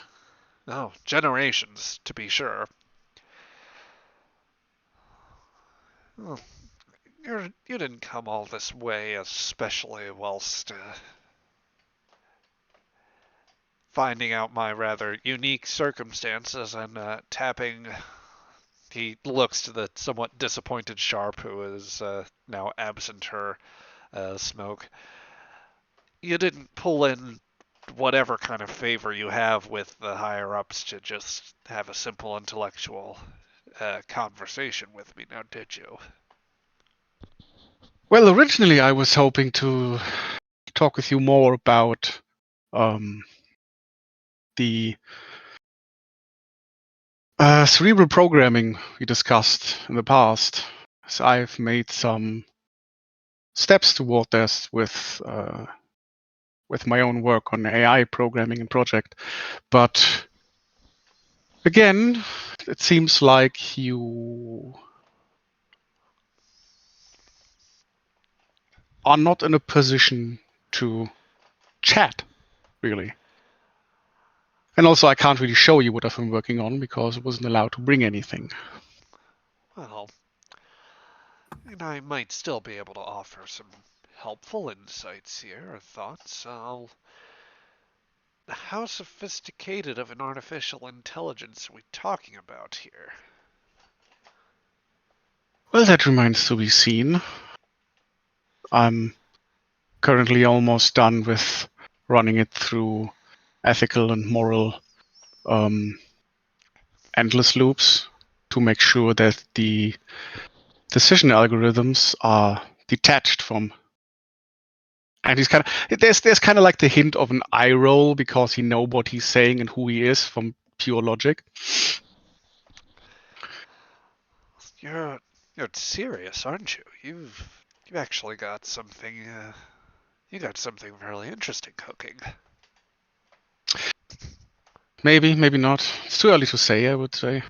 Well, I can't see how you'd be able to get something like that fully up to scale. I mean, certainly if you've got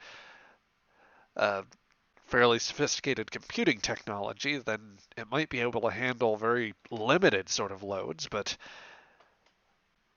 the way I understand where computing technology is right now, you probably wouldn't get even close to its full potential without something exceptionally large, exceptionally sophisticated. We're we're probably talking about computers of just considerable scale.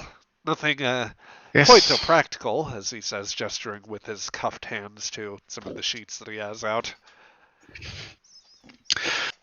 Yes, computing power is rapidly approaching as the main limiting factor.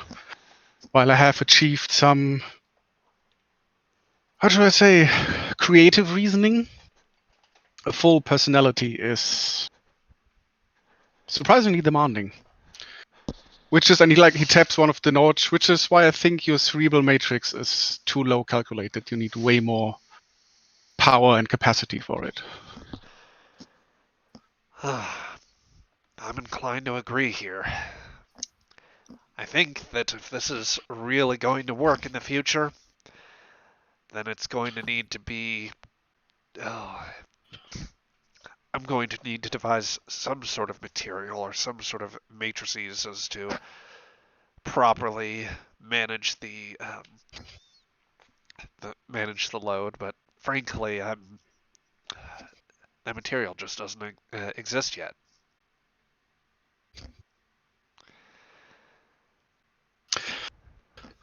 Well, I'm sure you can at least lay the groundwork. That might be all I've got. But I'll see if maybe if I can... I might have some notes that are... well, as far as I know, they've already carted them away. Some of this has been stored, but I might be able to see if I can get a few things sent your way. Or you honestly might be better off asking them. I think that if the request came from me, then they would shut that archive and never acknowledge its existence, and who knows, you might get a neighboring cell. I mean, I don't really care much for the interior design. Nor I. It's really quite dreadful, but... If either Sung or Saral look in Sharp's direction, there's like a slight raised eyebrow, like she's contemplating it. I've nothing been helpful here. This is rude. It's a passive contemplation.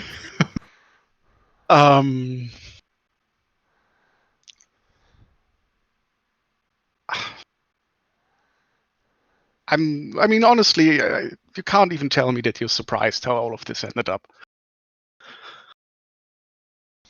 Oh, I thought I could do it. I thought I could do it a little differently. I thought I could make it work, but there's a bit of melancholy creeps over his face. I had to learn a harder way that, despite our best intentions, sometimes ambition itself can prove, it can undermine all of our best intentions.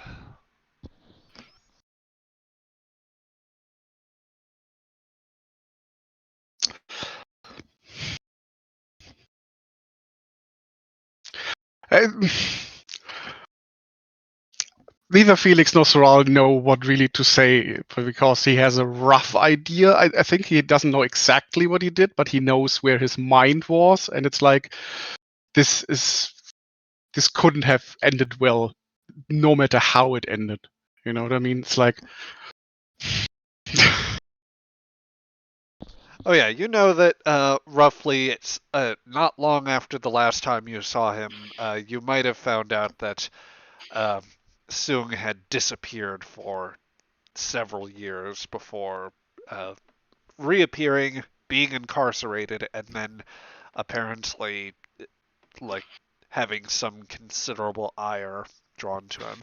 You also know that given that he really does seem to have dropped the genetic engineering question, there is a lot to it. Like some serious shit must have happened with one of his last apparent breakouts. But yeah, and I assume Soral also knows at least roughly the eugenics wars. Like, No particulars, because I don't suspect Earth holds that much interest. But like you know roughly what happened the last 100 years or so. Yeah. Which. So yeah, I mean,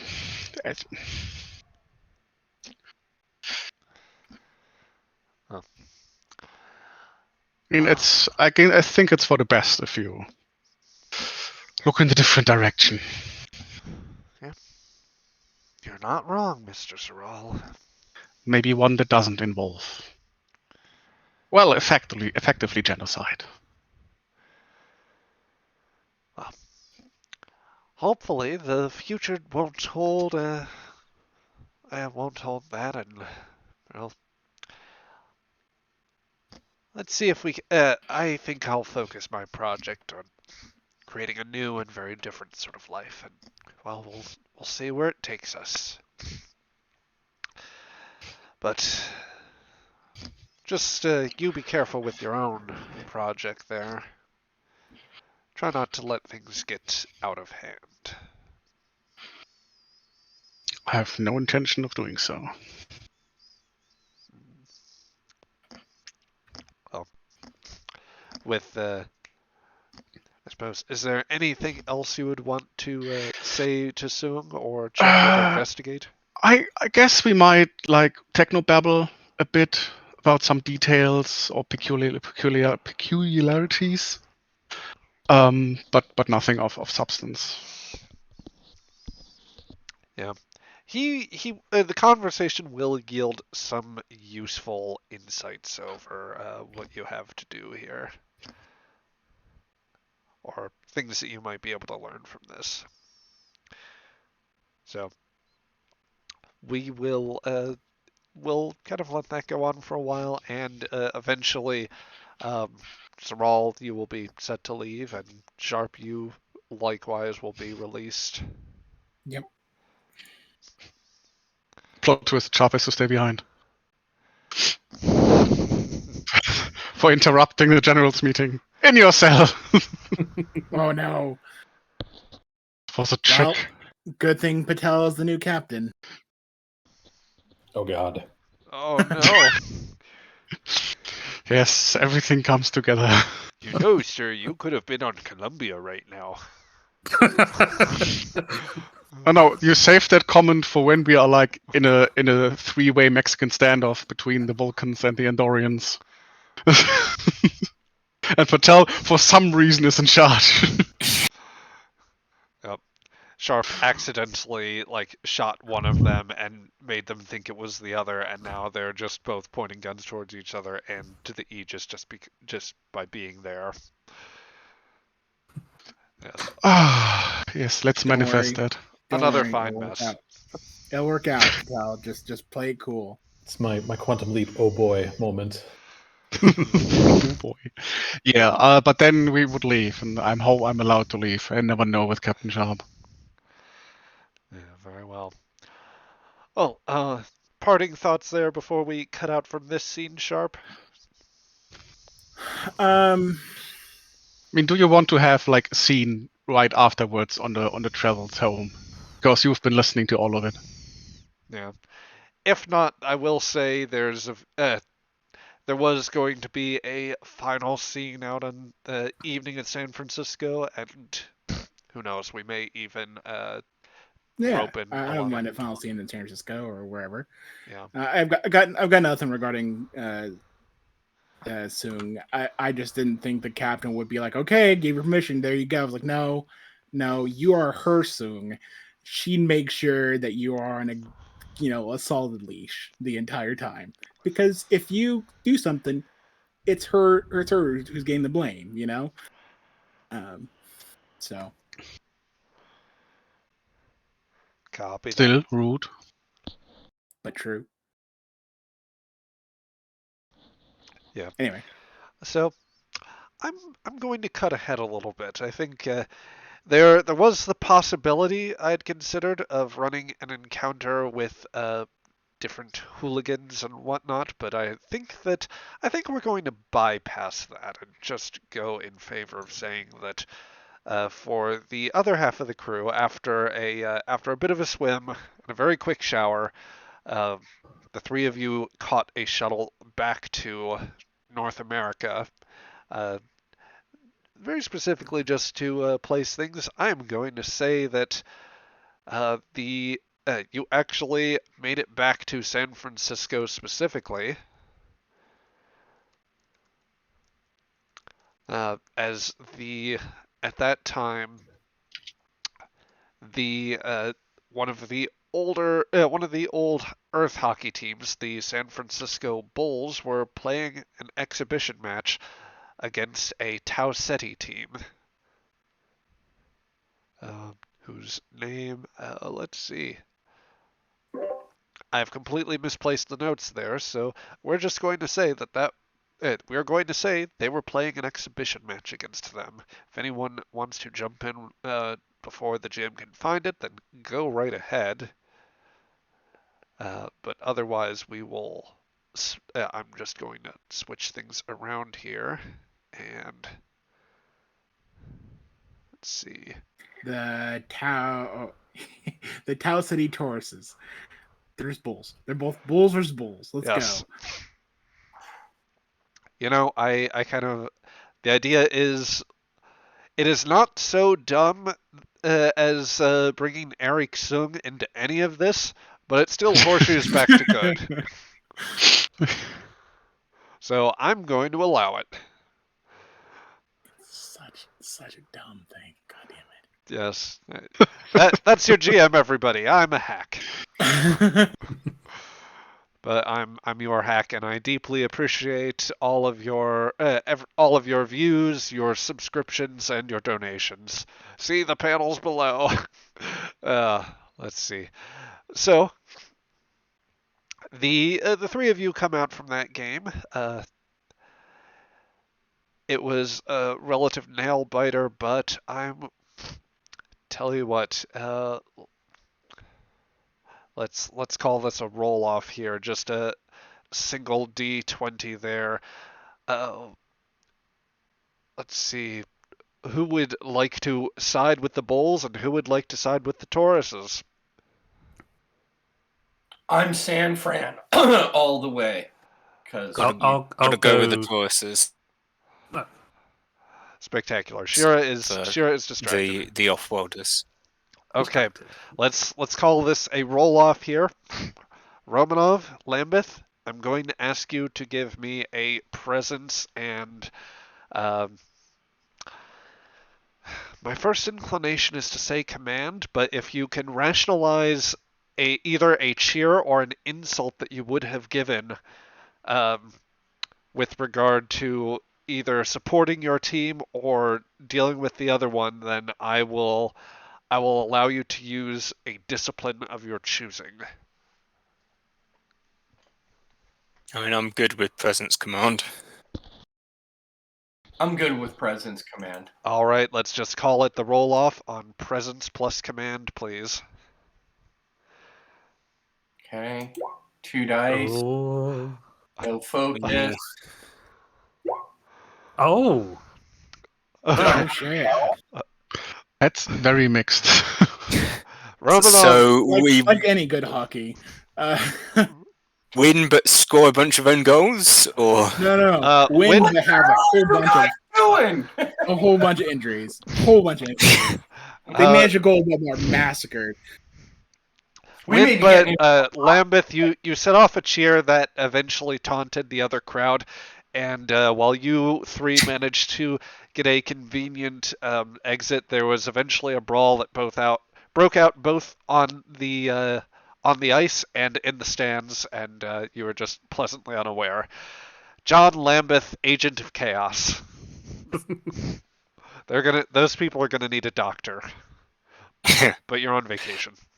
Yeah, well, I've got to make sure there's a steady stream of customers. Precisely. So yeah, narrow, low scoring, but a game where the Tauruses came out, and plenty of injuries, fun, exactly the things, Shira, that in principle you should enjoy here. but may not have for other reasons. Yeah, that's a pretty good game. Bit less violent than I thought it would be, but yeah, it's quite interesting. Well, good. I'm glad you enjoyed it. And there was ice. There was ice, yes, and humans apparently can skate rather well. Yeah, bet Andorians can't skate that well, huh? Do you have skates? Or do you just have snowshoes? We have skates. There are many frozen surfaces, so we do ice skating and skiing. That's what you call it here, and we got most of our sports are ice based. Okay, well, I guess that makes sense. Yeah. Actually, yeah. I just kind of want to say, it's just thanks for taking me around these places. It's been good to take my mind off things. Well, that's what we wanted to do. Yeah, just felt so useless these past few, days. Just, I'm having to find out news from Earth's news service, so I haven't got a clue what's going on, and despite repeated transfer requests, I'm being ignored, which I suppose that's reasonable, I guess, because they've got more things to think about than one officer on Earth, I guess. Thought you liked us. I do like serving on the Aegis. It's good, but my home's been attacked. I should be. I'm an Imperial Guards officer. I should be there defending it. Whether that's firing phasers on a starship or fighting on the ground with a pulse rifle in hand. Yeah. I heard on the news that my home city'd been attacked. I've got 3 brothers, 4 parents, dozens of cousins and aunts and uncles there. Just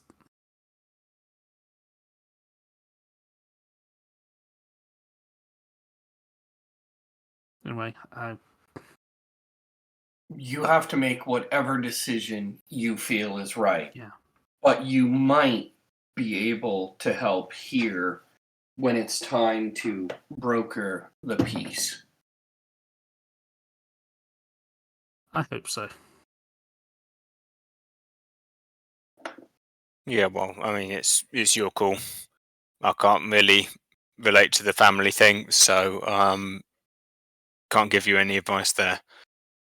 I can tell you I've been not in the same situation, but not knowing what's happened to my family on Alpha Centauri news has been sparse. Is that still correct? That is. You're as in the dark as Shira would be in this case. The Vulcans maintain an information quarantine after the apparent disaster that struck there. So I am in the dark as well. I don't know what's happened to my family. And yes, I'm sorry. I shouldn't have. No, I needed the distraction of this trip badly as well. So I feel like we're defeating the whole point of the distraction by talking about how much we needed the distraction. You're right, Doc. You're right. We should continue distracting ourselves from reality. Yeah, I know this great bar that a lot of Starfleet people go to. GM, that bar that keeps coming up, that always comes up in Enterprise. Space Cadet. You would be thinking of the 602 Club. Yeah, I'll just tell them we're not far from the 602 Club. And fights break out there, Eula. You might very well be able to burn off some steam. Oh, that sounds nice. And we'll drink the hard stuff this time. I'll introduce you to Earth's hard stuff. I look forward to that. Let's go to the Starfleet bar. 602 it is then. I'll call the equivalent of Uber in this era, and we'll get a ride over. Now, come now. Ride sharing doesn't exist. It's everyone recognizes that one of the integral causes to the start of the Third World War was the excessively ride sharing, and the gig economy was definitely part of it. Yeah. So, I actually very much like the idea that perhaps everybody finds their way there. So with that, yeah. The three of you will say, start finding your way there. So allow me to pitch this here first. Saral, post-trip, would you be, well, let's go back first. Captain, you get word that, first from Athena that she is looking maybe for a bit more of a night out, so you may get to enjoy or like if you'd like, she has pitched the idea of visiting the 602 Club as well. Yeah, certainly. We'll love it. Okay. Saral, I think, is still technically with you as you are transferring away from the, or as you are getting away from the location. Third wheel time, Saral. Hey, you're dragging me along with you. Saral, if you'd like, I got somewhere else to be, but how about I drop you off at the 602 and you can go from there? Sure. Maybe we can share a drink. So after the last few missions, I think I owe you at least one. Though I heard you can't handle your liquor all that well. She gives a small smile. Well, I'm not in the habit of drinking when on my own, so quite frankly, I haven't drunk any alcohol in a while.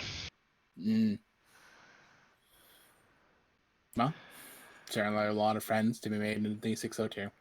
Come on. Okay. Patel, as I understand it, you were a bit more of a teetotaler yourself. But would you have, well, with nothing really left to do on the ship once you head down, do you think that what do you think might be your rationale for finding your way there?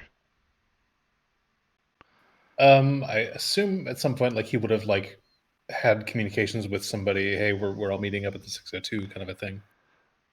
And, well, Patel didn't go to the academy, so he's not, he didn't spend as much time in San Francisco as everybody else did. I imagine, like, I don't know, OCS is here or something.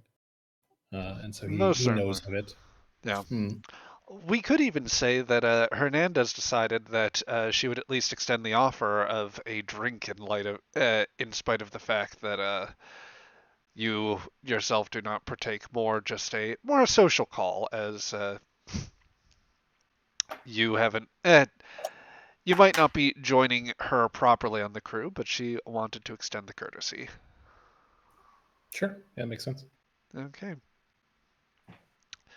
So, one by one, or in the different groups that you have found yourselves in, you all notice that you are by the 602 Club. It is a small sort of hole-in-the-wall type bar, well known amongst Starfleet as a bar generally attended at sometimes by cadets, but there are some nights they screen them out and simply stick to the officers, and this is one of those nights. Thus giving you a slightly quieter atmosphere, something that you can actually properly enjoy or hear yourselves over conversation. There are dozens of other Starfleet officers about, along with a few Makos as well. The atmosphere is uneasy, but I think that all of you would find, whether amongst yourselves or in the broader groups that you as a service have kind of cohered around, you find yourselves in the company is something that is necessary. I'm going to decloak the bunch here and move us over. Yes, so everyone should be able to. Let's zoom out a little bit. So it is, I'm going to say actually, given given Hernandez's invitation to you, Patel, you might have been the first one here as you see various bits of your crew filter in, with Hernandez being in the middle of a story saying, yeah, this, I distinctly recall at the time that A.G. Robinson, God rest his soul, and Archer got into it one serious night. I wasn't there for it personally, but A.G. liked to tell the story pretty often. Archer remembers it a little differently from what he's told me, but they got into it back in the test pilot days, back when they were still breaking the Warp 2.5 barrier. It wasn't all that long ago. No? Well, who'd have thought that we'd be cruising along at Warp 5, or at least I would be. You would have been too, under the right circumstances, but I suppose I can't control for taste. As much as I said that I do see my future on the Aegis, I am also a person who never likes to close doors. Well, he'll say politely more than anything. If it comes to it, then you can consider a seat at a seat on my bridge always open to you, Mr. Patel. Just give me some advance notice and we'll get the paperwork all done.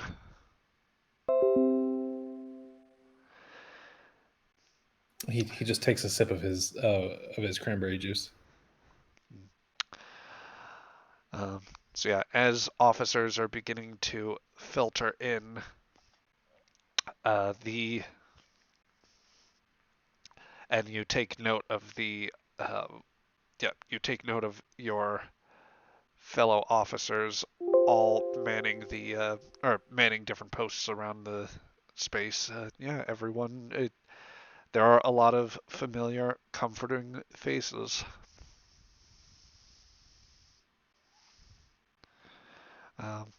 Would anyone want to interact amongst each other or have anything to say here? Well, Romanoff will gesture towards Lillian Sharp and Sorrel as they walk in. Give them the nod.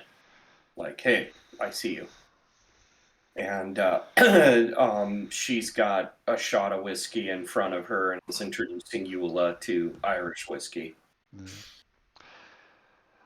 Romanoff, Shira, Doctor. How's your week going? As comfortable as a captain should. It's just this like a controlled smile. And I'm sure you've met my lovely wife, Athena. Yes. I've seen her pictures on a view screen. Yes. On a view screen. Yeah. Pleasure to meet you, ma'am. Yes, and if you're wondering, now is not the appropriate time to ask all of those questions you wanted to know. Every fiber of my body resists the temptation to say, the other wife. You can. You definitely can. No, it would be unlike Sorrel, even though he is a bit of a non-social. I'll look at Sorrel and go, do you have a comment? I was just informed that it's not now is not the time for comments. Okay. Indeed. Now is the time for Irish whiskey, and she hands you, an Irish whiskey that just got set down in front of her. Yes, Sorrel, how about you go and enjoy the company of the rest of your shipmates? Athena says, says as much an offer and as it is an invitation to leave the table with Sharp. Indeed. Turns around and leaves. With a precious moment between yourselves now, Athena says. I'll look over at Dula and Dr. Lambert. Yeah, the other side of my family is Irish, so this is the drink of Ireland, besides the national food of potatoes. Long story there, but yeah. So enjoy. Saral, what do you think? Zoral, give me a fitness and medicine roll. Just to close Just out your end of me? the conversation. Yes, God damn it. only you. Alaska was raised on like Irish whiskey and probably vodka, so I think we are rapidly approaching the point where I can use a troubleshooting focus for these kinds of situations. Probably. Sharp is Hey. hey, that ain't Made it. bad. That ain't bad. Yeah, but you, Sharp, you observe as we'll say these four take a bit of a as this gets a little more distant and the camera focuses in on the two of you. Go ahead. I pull out the cigar case or the steel cigar case and get another cigar. Just passively and eyeing my wife, but also just looking over at the four. I suppose that's they still have the same rules about combustibles in here as they do back at Starfleet Command and any other facility. Yeah, well, don't tell anybody. She says with a smile. Well, I suppose this is a preferable vice in this case. Not to say that we can't indulge a little bit here, just we're not going to take this too far. I want you to be able to remember some of the good calm moments here, Lillian. Lily. She kind of pauses and kind of tilts her head a bit. Yeah, I try to. Something wrong? I don't know. Not that I don't think that you didn't deserve all of this, but I'm honestly, I don't know. The circumstances under which you got the command were strange enough, but I'm a little surprised that you took them up on it. This is a lot to do and a lot of dangerous work out on the frontier. Your work is just as dangerous. These days, I'm mostly behind a desk reviewing signals intelligence. It's not as though... Hell, human's actually an obsolete term now. I'll have to devise something else to replace it, but our linkages are so few and far between out there that it's hard to know exactly what's happening and what's moving the needle out there, but the point is you have to stumble into whatever happens out there. She just thinks about it and nods. Then come with me. The universe is getting a lot more secretive, a lot more things in the shadows. I could use an intelligence officer.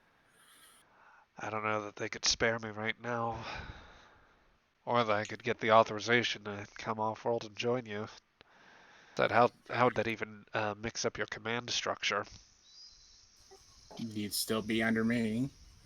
That's nothing new. She kind of gives like a wry smile at that. And head boops her. But I don't know. We can work it out. But there is something out there, Athena. There's something out there that I certainly can't see, but I think your very insightful eyes would. Well, maybe I'm not wrong, but I don't know. Honestly, Talk to your dad about it. Give some thought. Well, we'll take a moment and let him think, and, well, let's just not think about that for a moment. Just enjoy the week while we can. Yeah, She smiles at that. I was rather thinking it'd be a nice chance to go catch up. You remember that old place on the bay? A loud noise from someone in the restaurant like snaps all of your attention to them. Is there somebody is shouting, "Quiet, quiet, quiet! Wait, wait, wait! Somebody turn that up now!" Oh God. And you are getting the noise. Well, folks, you're hearing it here first. We have officially received the first transmissions from the Starship Enterprise, transmitted now from 61 Cygni, now properly identified as Tellar Prime. Well, yes, we've confirmed it now. Preliminary reports suggest that the government on Tellar Prime has officially received the Earth vessel and Admiral Forrest. There is now word, it seems, yes, there is a discussion of the formation of formal diplomatic relations after a conversation with Captain Jonathan Archer and Admiral Maxwell Forrest of Starfleet. The government has agreed to pursue further talks, and we're even getting quotes from a statement. Despite our initial faulty incidents and misunderstandings, Tellar Prime is prepared to engage with Earth and her colonies in a peaceful fashion. Indeed, they recognize the honor and dignity of the moves at Starfleet ships, and if all conform to the standards of ships like Enterprise and Aegis, then they should have much to look forward to in a working relationship. As our record showing, yes, references to the NX-01 and another starship in the fleet.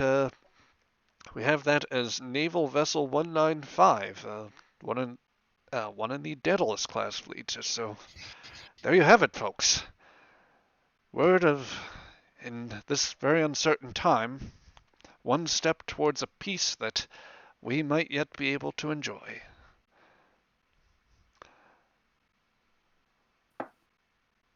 A moment of silence is punctuated by cheers from around the crowd. We did it! We helped! For your part, Patel, Hernandez says, "No, I rather think I like you where you are after all."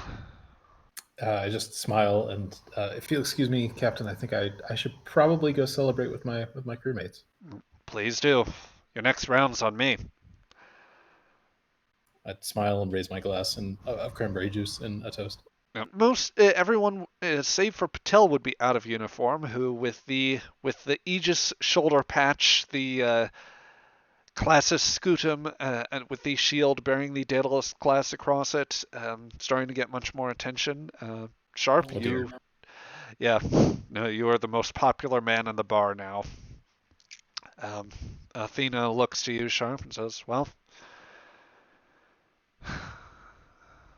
hope at least." A fool's hope, but it's something. It's a start. Start of something greater. She smiles and gives her a kiss. But as a last tidbit, if you don't mind, GM, she eyes the image of Archer. Yes. And your look to the still of one of Starfleet's most distinguished captains, shaking the hand of one Ambassador Grawl, is where we will leave off as you ponder that night. So that is where we are going to close out this session. Thank you all for joining us here. And this is where, first in the recording, we will be leaving you off. We hope you enjoyed this, and that you will catch our next video. If you join us live, we have something very special planned for next weekend, so I hope very much that you enjoy it. And have a good rest of your day.